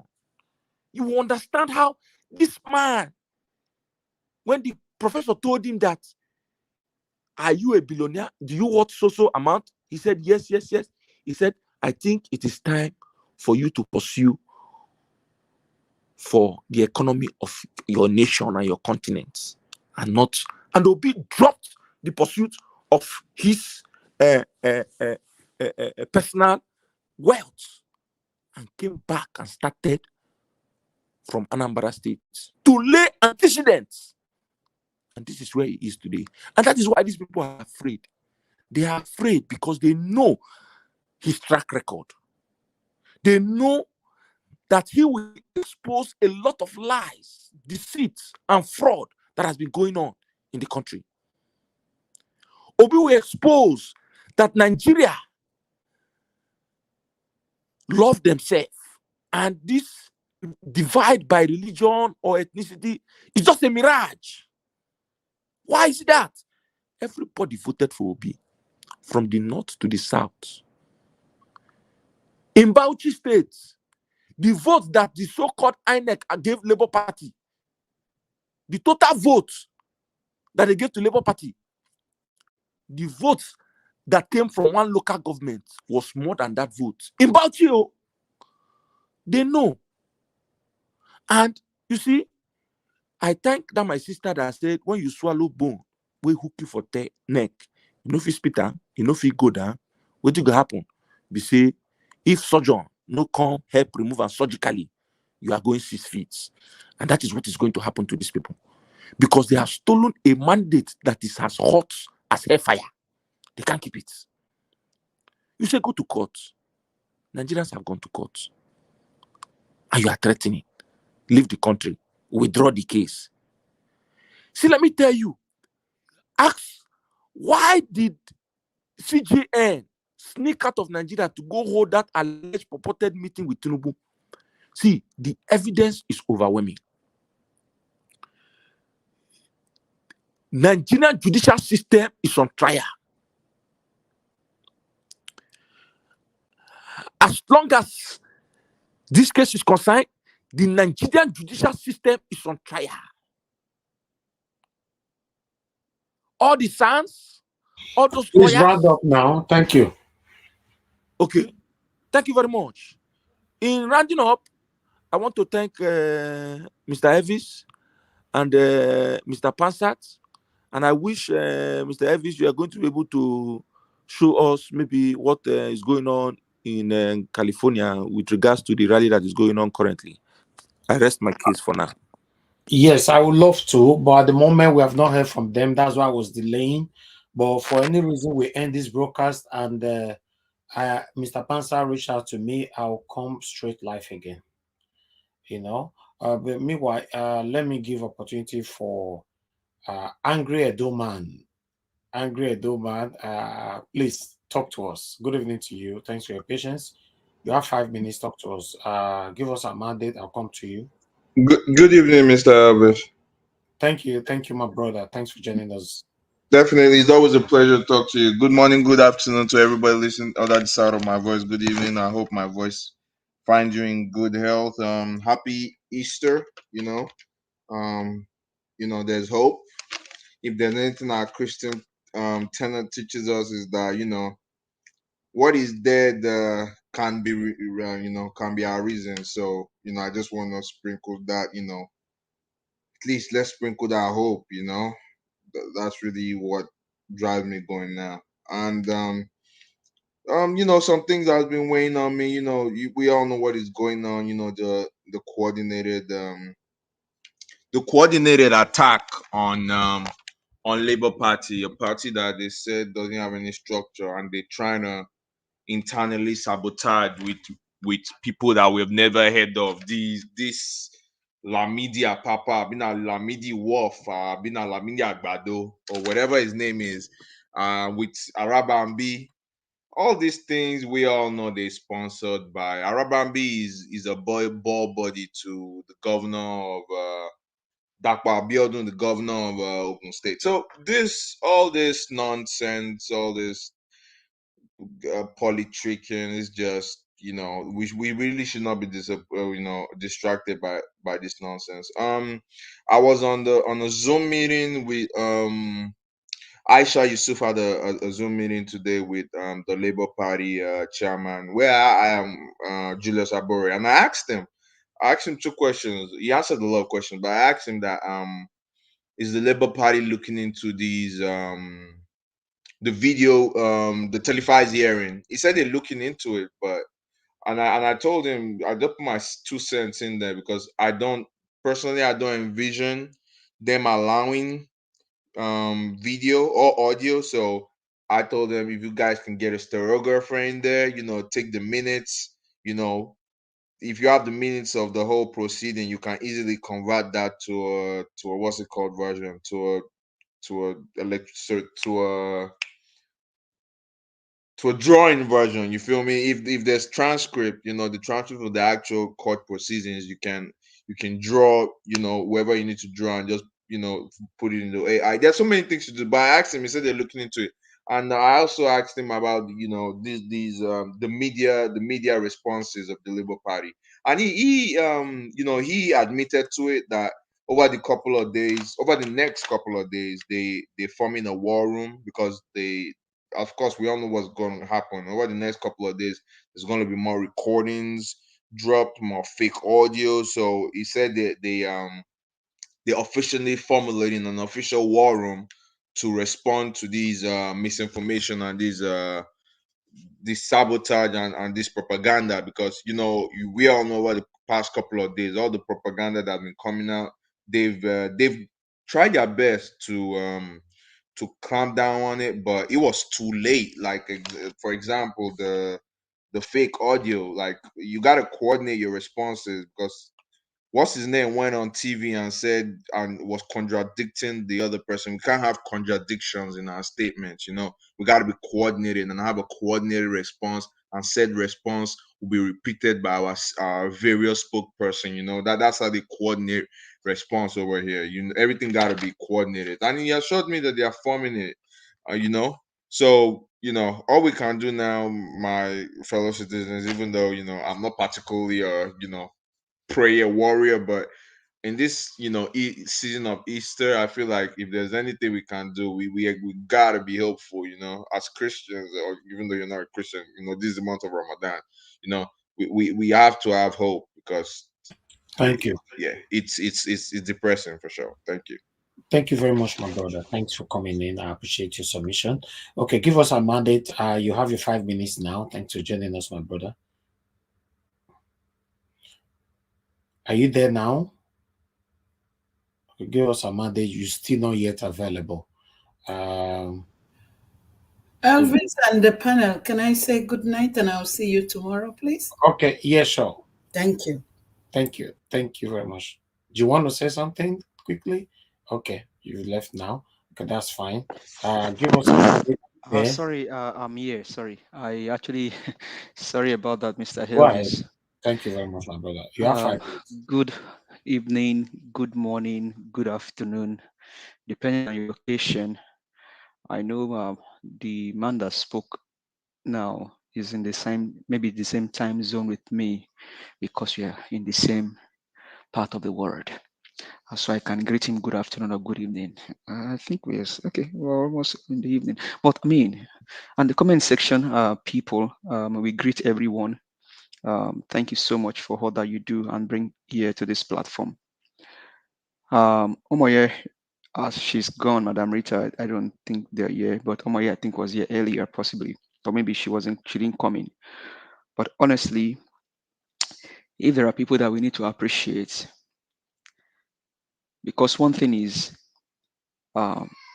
Mr. Alex cannot be in a easy corner in those states and make noise and think his voice will go far, if not for platform like this and then platform like Omoye's Corner. One prayer I'll pray for you again, Mr. Elvis, is Deuteronomy 28, verse 12. The works of your hands will be blessed, the heavens will be opened over you and your family. You will not lack destiny helpers. When you call for 1 million, we answer you. Because what you're doing, you may not understand what you're doing today. But I think you can understand if you flash back to 1965 or 63. History never forgets. And I know that you all know where I'm going to. 1963 or 1965, a young man called Wole Soyinka took a gun, not a stick, a wooden gun. It was a metal gun loaded with bullets, allegedly. Went to a radio station in my state, or your state, and held the hostage that they should not announce the person that won the election. That was the young man, age 33, that year, called Wole Soyinka, a Yoruba man from the same region that I came from in West Africa, Nigeria.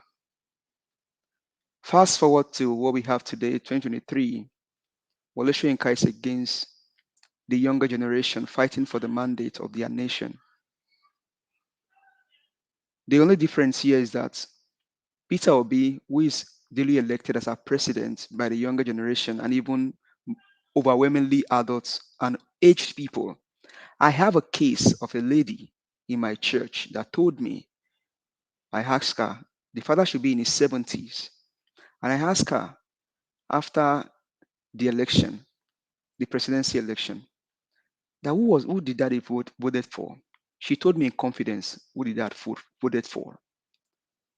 And I said that old man went out like the younger people did, voted for this man with credibility, compassion, and character, and people stole his mandate. Do you think that old man, if he sits down, will you think he will pray for Mahmoud Yakub?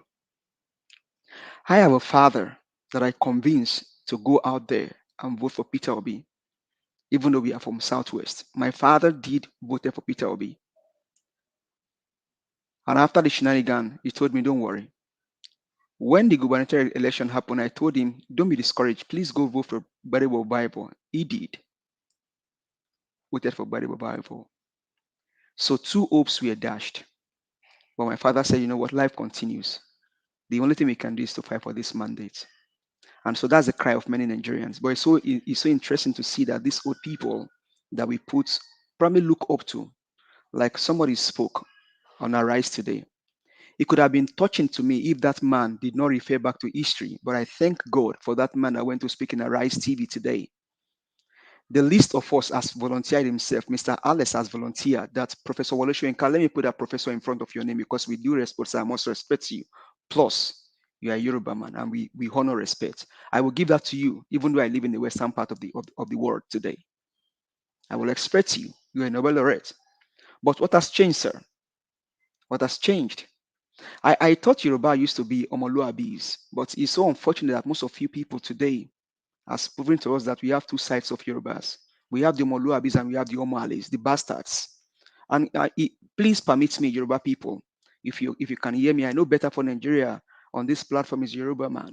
We have the Omoluabis and then we have the Omales, and most of you are proving to us that you are not the Omoluabis. With all due respect, sirs and mas, but you are in the bad wagon of the Omales.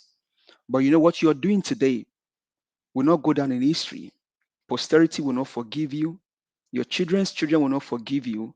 The blood of those that died on the 25th and then on the 18th during the presidential election and then the gubernatorial election will not forgive you guys. It will haunt you guys until you make a change. Because we have come to understand that most of you just sold your conscience out to the bad word. And because you do that, you want to put other Nigerians into poverty and into delusional situation. Let me come to Oshibaju. Professor Wale Professor Oshibaju, Yemi Oshibaju.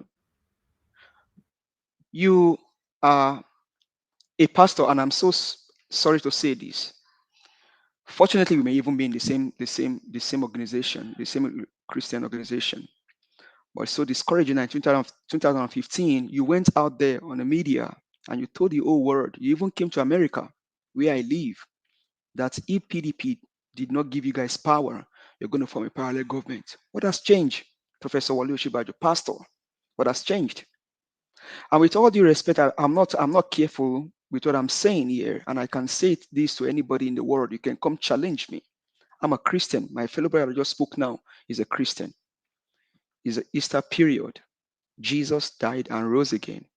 We want to believe that our mandate is fighting now, but it will come back to life again.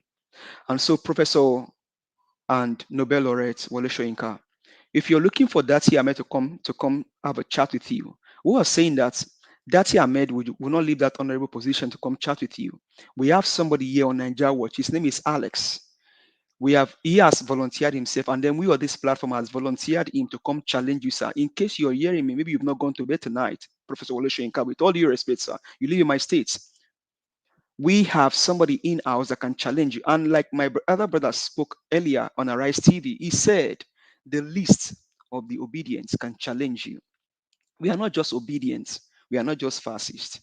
We know what we are doing. We are intelligent. We have ourselves all over the world. We are Christians. We have Muslims. We even have people that are free thinkers among us. But you know what we got? We got intelligence. We got wisdom. We got knowledge. We got understanding. We respect people.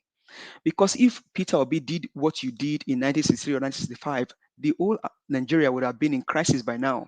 But a man of dignity, a man of honor, told the obedient, guys, calm down, let's relax. This whole thing will be taken to court.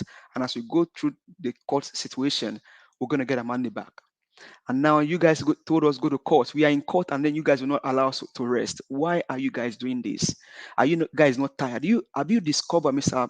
and Professor Wole Soyinka, that all of a sudden now the bandits have been back again on the scene? Just a few days ago, 45 people were killed in Benue State, and you are saying that the obedience don't have regard. Regard for what? When their mandate is being stolen and people are being killed. So we have somebody in house, Professor Wole Soyinka, that can challenge you. Obidati will not come down from his high horse to come challenge you. We will let Obidati relax his mind. Mr. Halles on Nigeria Watch is a person that we are volunteering to come challenge you. And if you want to challenge anybody, come on this platform. You got most of us all over the world that can challenge you. And so Nigerians, as we are in this Easter period, please don't lose hope. Our mandate will be given back to us. Thank you very much, Mr. Elvis. God bless you, my brother. I appreciate you. Thank you so much. I want to use this opportunity to thank everybody for your time with us today. It's been a long day. My God bless all of you. Thank you for joining us. I believe certainly we are going to succeed in this race. You know, it's a collective effort. If for any reason Mr. Pastor reach out to me later concerning the protest, obviously I'll come back live so that we can take this together. So I appreciate every one of you. At this particular time now, I don't even have the time. If not, I would have just wait and let's continue. But meanwhile, we have a poll, a poll that we put on today. I would like to bring the poll right here. For those of you that super chatted us today, I want to appreciate you guys. We have Prophet Elijah, Mother Rita, Osevenge Omede Grace. We have Amazing Grace and Amoy's Corner. God bless every one of you. Your pocket will never run dry. God bless you. God bless you. I appreciate you all. My panelists that came in today. I appreciate you all. Those of you that could not come in, I appreciate you all. Those of you that called in, we only received about 1 or 2 calls today, not much. Thank you, my people. It's like that someday. And everyone on the panel, on the comment section, mother of all, Mommy Diaspora, thank you very much, Mommy. We love you. We love you always, always, always. Thank you very much. I can see more people right there. Okay, I will acknowledge everybody on the comment section shortly, but I would like us to quickly take this break. Let me prepare the poll. Mr. Yakubu, Emma should be fraudster. You calling him dignity? Mr. Yakubu, Emma should be fraudster. Mr. Yakubu, how much you collect? Professor, your reputation this man. No be waiting we vote, no be you boss like a town hall. Different from Bala Blue. So if you know like come, make we go to court. 300 billion with no result. Election for Nigeria, I next select. No be the people decide, now Mahmoud select. Now that they force the people to congratulate. It's so funny, I can't really comprehend. Share na democracy be this. I been a democracy be this. Bala Blue they buga, say nothing they happen. Money they break if you buy them all. 2023 we no fit forget you. The most fraudulent election in my country. Mr. Yakubu, Emma should be fraudster. Next argument. Leave the rest for the next argument. Mr. Yakubu, Emma should be fraudster. You calling him dignity? Mr. Yakubu, Emma should be fraudster. Mr. Yakubu, how much you collect? Professor, your reputation this man. No be waiting we vote, no be you boss like a town hall. Different from Bala Blue. So if you know like come, make we go to court. 300 billion with no result. Election for Nigeria, I next select. No be the people decide, now Mahmoud select. Now that they force the people to congratulate. It's so funny, I can't really comprehend. Share na democracy be this. I been a democracy be this. Bala Blue they buga, say nothing they happen. Money they break if you buy them all. 2023 we no fit forget you. The most fraudulent election in my country. Mr. Yakubu, Emma should be fraudster. Next argument. Leave the rest for the next argument. All right. Thank you very much, my people. I appreciate it. And you think say God no go bless you? You think say God no go bless you? My brother, your enemies, they don't enter one chance. You just enjoy, you just relax, enjoy yourself, my brother. As much as they seek the good of Nigeria, all of us for here, just relax your mind, my brother. God don't bless you. Just relax, eat your starch and black soup, my brother. God bless you too. God bless you too. Always, my dear brother. Thank you. Mr. Joseph Oji, Mr. Elvis, please. I'm sorry not to have gone for the protest. Oh, that's fine, sir. I really do understand, Mr. Joseph Oji. That's fine. Thank you very much for putting that through. I understand. Thank you. Okay, the poll today. Let me quickly put this on. This is what we have today. Is right there. The same question: what will happen in May 29, and what would be the court's decision? Court decision would be in favor of Mr. Peter Obi, 85%. Court decision will be in favor of Bala Blue, 9%, and interim government will take over. We have 7% right there. You know, so I think yeah, our fresh election will be taken. I don't know if I brought that in. Hold on, guys. Let me see. I think I missed out on that quickly. Let me see. I think I got the wrong one. Let me see if I got the wrong one. One moment. Okay, yes, I got the wrong one. Yeah, the interim government will be 6%, while fresh election will be conducted 3%. Court decision favor Peter will be 85%. With Tinubu is 6%. So yeah, we are going to continue to bring this here every day. Appreciate every one of you, my people. Thank you. Help us to share and like. We might likely come back again later on if the protest in America warrant me coming back again. It depends on the crowd and all that, but I'm gonna follow up. So watch out in case I come out. If not, we can still keep the updates on for tomorrow. Thank you very much, my people. Then let me go back to the comment section. Let me randomly mention some names right there quickly. Can see Cassava Junction. Thank you very much. Good evening to you. I appreciate every one of you. Thanks for the encouragement as well. I appreciate you all. Mother of all, once again, We love you, mommy. Thank you very much. Rosie, Ayosh, thank you very much. Victory all the way. Thank you very much. Good night, happy start to every one of you. Chris Dublin, thank you, thank you, thank you. Emote Roberts, Beatrice, thank you. Amaka E, thank you, my good people. Appreciate you all. Freedom, simple. Thank you very much. Thank you, Mr. Joseph Oji, Mother Rita. Thank you so much. Thank you. I appreciate you always. And love of God is my strength. Thank you very much, madam. Peggy Modi. Thank you. Shuko no so. Yes, I got your name right, Shuko no so. Thank you very much. I appreciate you. I can see Aaron. Thank you very much, Aaron. Wanfo Eda. Thank you. Blessing Shukuka. I see you right there. Father Evangelist, man of God. Thank you very much, sir. God bless you. Appreciate you always. And yeah, again, because I'm gonna stop now. Nelly, I see you right there. Eyes on eternity. I see you as well. Thank you, my good people. Now God bless you now. So yes, we have God's time as well. God's time. Thank you, Chris Dublin. Thank you, my good people. Appreciate you all. Now you will go draw the curtain. Please endeavor to join us again tomorrow in case I didn't come out again tonight. Tomorrow 6 p.m. I'm gonna be here as usual, by the special grace of God until we have what we're looking for. Although tomorrow is Easter, supposed to be relaxing, but I promise you, by God's grace, I will be out. And for those of you that, if you genuinely love me, tomorrow na Easter, I will be looking forward to Mona come do my Easter for me tomorrow.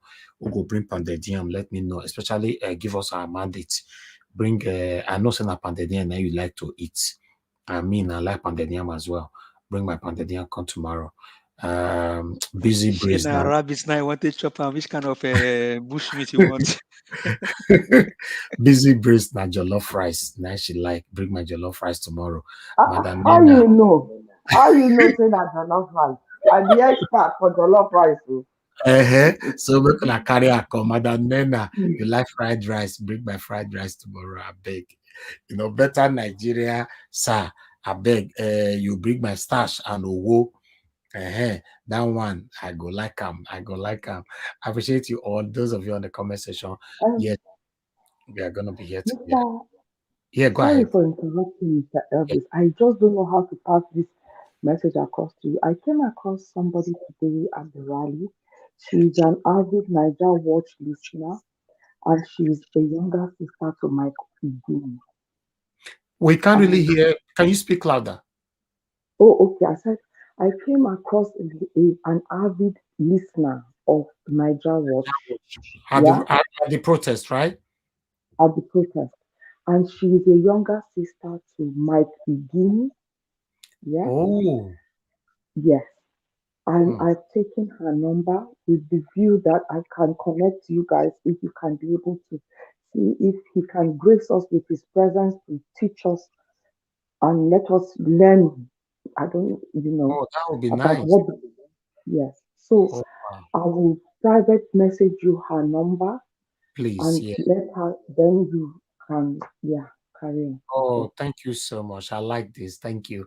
I've said it before that a lot of you guys, you are not sure who is watching you here. When you talk, pass your message freely. You don't know who they watch you, Somebody called me from a government house on days ago. In fact, a commissioner, a commissioner, but I will not say the commissioner, because many people know he's a commissioner from Edo State. And he just called me, he said, the broadcast will now you're finished now. In a government house, all of us they wash you now. Laugh one finish us, both governor and everybody. I was like, what? He say yes now, commissioner, because he's although he was my friend before I become a commissioner. He said both governor, everybody now inside government house, we just put up for full screen the law. Now he say anytime we are live now, government house that they wash us. So this is one of the things. What we do here is we criticize the government, is our constitutional right, but we don't insult them. Nobody who knows me or who have been following me for years can say that Elvis have insulted these people. I call them satanic. Obviously, they are satanic. I call their party satanic. They are satanic. But that, if you look at it, it's not an insult. So yes. But for me to mention somebody's name, I just say Governor Olab Abande now this thing will kill you. We don't do that here. It's not allowed. You know, yeah, but we criticize it. They listen to you. All of them listen to you. Michael Zelkoman came the other day. That was the second time on my platform. He came before. That was last year, and the second time, and he's going to come back again. You know, many other people, and we are working very hard now to bring Datti Ahmed here. So please, when you are passing your message here, always pass it freely. Without, don't look back. As long as you're not insulting them, that is fine. Look at what is happening to Wole Soyinka. I'm not putting professor anymore. For example, you might say that, okay, I'm disrespecting you. Of course, I'm not insulting you, but I can't put professor anymore because you have criticized or you call us hooligans, call us different kind of names. As far as I'm concerned, you are part of the satanic party or the people that is causing all of us pains. So that's the best we can go when we are describing these satanic people. That's it. There's a tweet from Mr. Ruben Abati saying that Soyinka Mugalu makes U-turn, apologizes to obedience over uncultured people statements. Oh, you see, because we fire Omongalo here. That was the first day, right? Both of them. Yes, yeah. These people that U-turn is too late. You know, one thing is see somebody like Madam Busy Brain now. You were in a rally. I mean, this thing, all of this rally thing would have ended on the 25th of February. Just allow this man, Yakubu, you have just called Obi's name and he's the winner. You are making people go through all of this. That U-turn, I mean, for me, it's too late. He has done the damage already. Wait, no, the truth of the matter is, una don't know the power we do on our tongue for this platform. Because the kind of people that listen to you, that's why you say it. In fact, I love people that come here and say it how it is. Don't come here to sugarcane it. You know, don't come here to say, make a rough shoulder with them. Say it how it is. You know, you see, like, you know, I don't want to mention all names, but let me reference to, for example, now, Madam Rita. Now, look at Busy Brains when she they pass them. Look at many others. And how many other, okay, people like, give us a mandate now. You use your robot, talk to them, use everything, and many others. So say it how it is.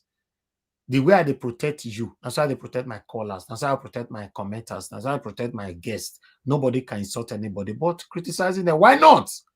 It's your right to question them. It's your right to call them satanic. As far as I'm concerned, what you call Wole Soyinka is now part of the satanic group that have been causing every one of us pains in Nigeria. He can come out to defend that. If it's not satanic, let him come out and let us know. That's it. You know, I appreciate every one of you. This call, okay, let me pick this call. Hello, madam, can you hear me? Oh, it don't call to. I guess you wanted to say something. Okay, let me call you back. Although I'm rounding up. What's the time? Let me see. Okay, I can still quickly pick a call. Hello, madam. I missed your call. Quickly talk to us. Good evening to you. Okay, good evening, my brother. Good evening, everyone. I thank you all of you today. I wanted to say something. Go ahead. Thank you for all you guys are doing. I wanted to add something to what that last caller said, or the person you talked to us now. Yeah. You see, there was a time Wole Soyinka, the house got bombed. Tinubu told Oluremi to take care of Wole Soyinka. And he did that until his house was repaired.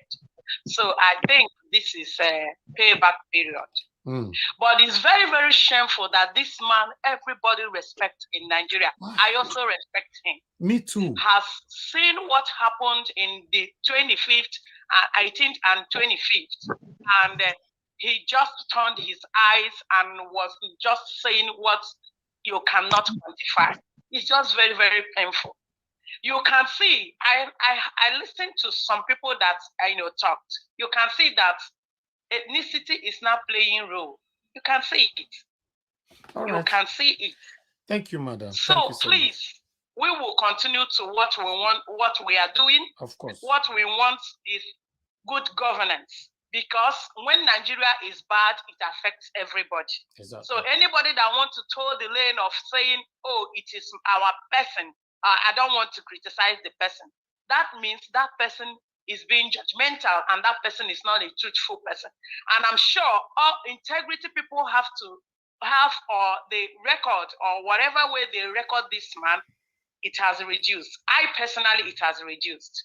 Thank you. Thank you very much. God bless all. God bless you too, madam. Thank you. Mr. Elvis, sorry, can I quickly say something to that last caller? Yeah. Now, in Yoruba language, there's what we call Aki Shore Kajo Kalosoti. That means you don't do good and then kneel by that good that you have done. Oh, I'm the one that did it. What Tinubu did for Wole Soyinka and this guy called there's this actor also that said when he fell sick, it was Tinubu that took care of him. So what Tinubu did was to kind of do them good and then wait for their future and say, I will use them in the future. So he did that good with a string attached to it. So Wole Soyinka house got burnt. Tinubu said, take care of it because I'm going to use him in the future. But that's wickedness of the highest order. If I do you good, I don't do that good. I don't forget I'm saying I don't do good. If God pays me back, let him pay me back. If he doesn't pay me, you have done the good. So Anyway, because your house born, they pay for your house. That's why you must say now. You know how hard it is for this man to become a Nobel laureate, and somebody just destroy that title within one let me day. tell you, no, this is one thing you don't understand. How long it took him to have a Nobel laureate or whatever is not what counts right now. How can you, the ability for you to protect the title given to you, the respect given to you, it's what matters. People can be respecting you today. It's not their responsibility to keep that respect forever. It is your responsibility to make them respect you forever.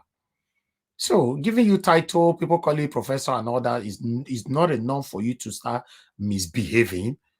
Is it by force that I must respect you? It's not by force.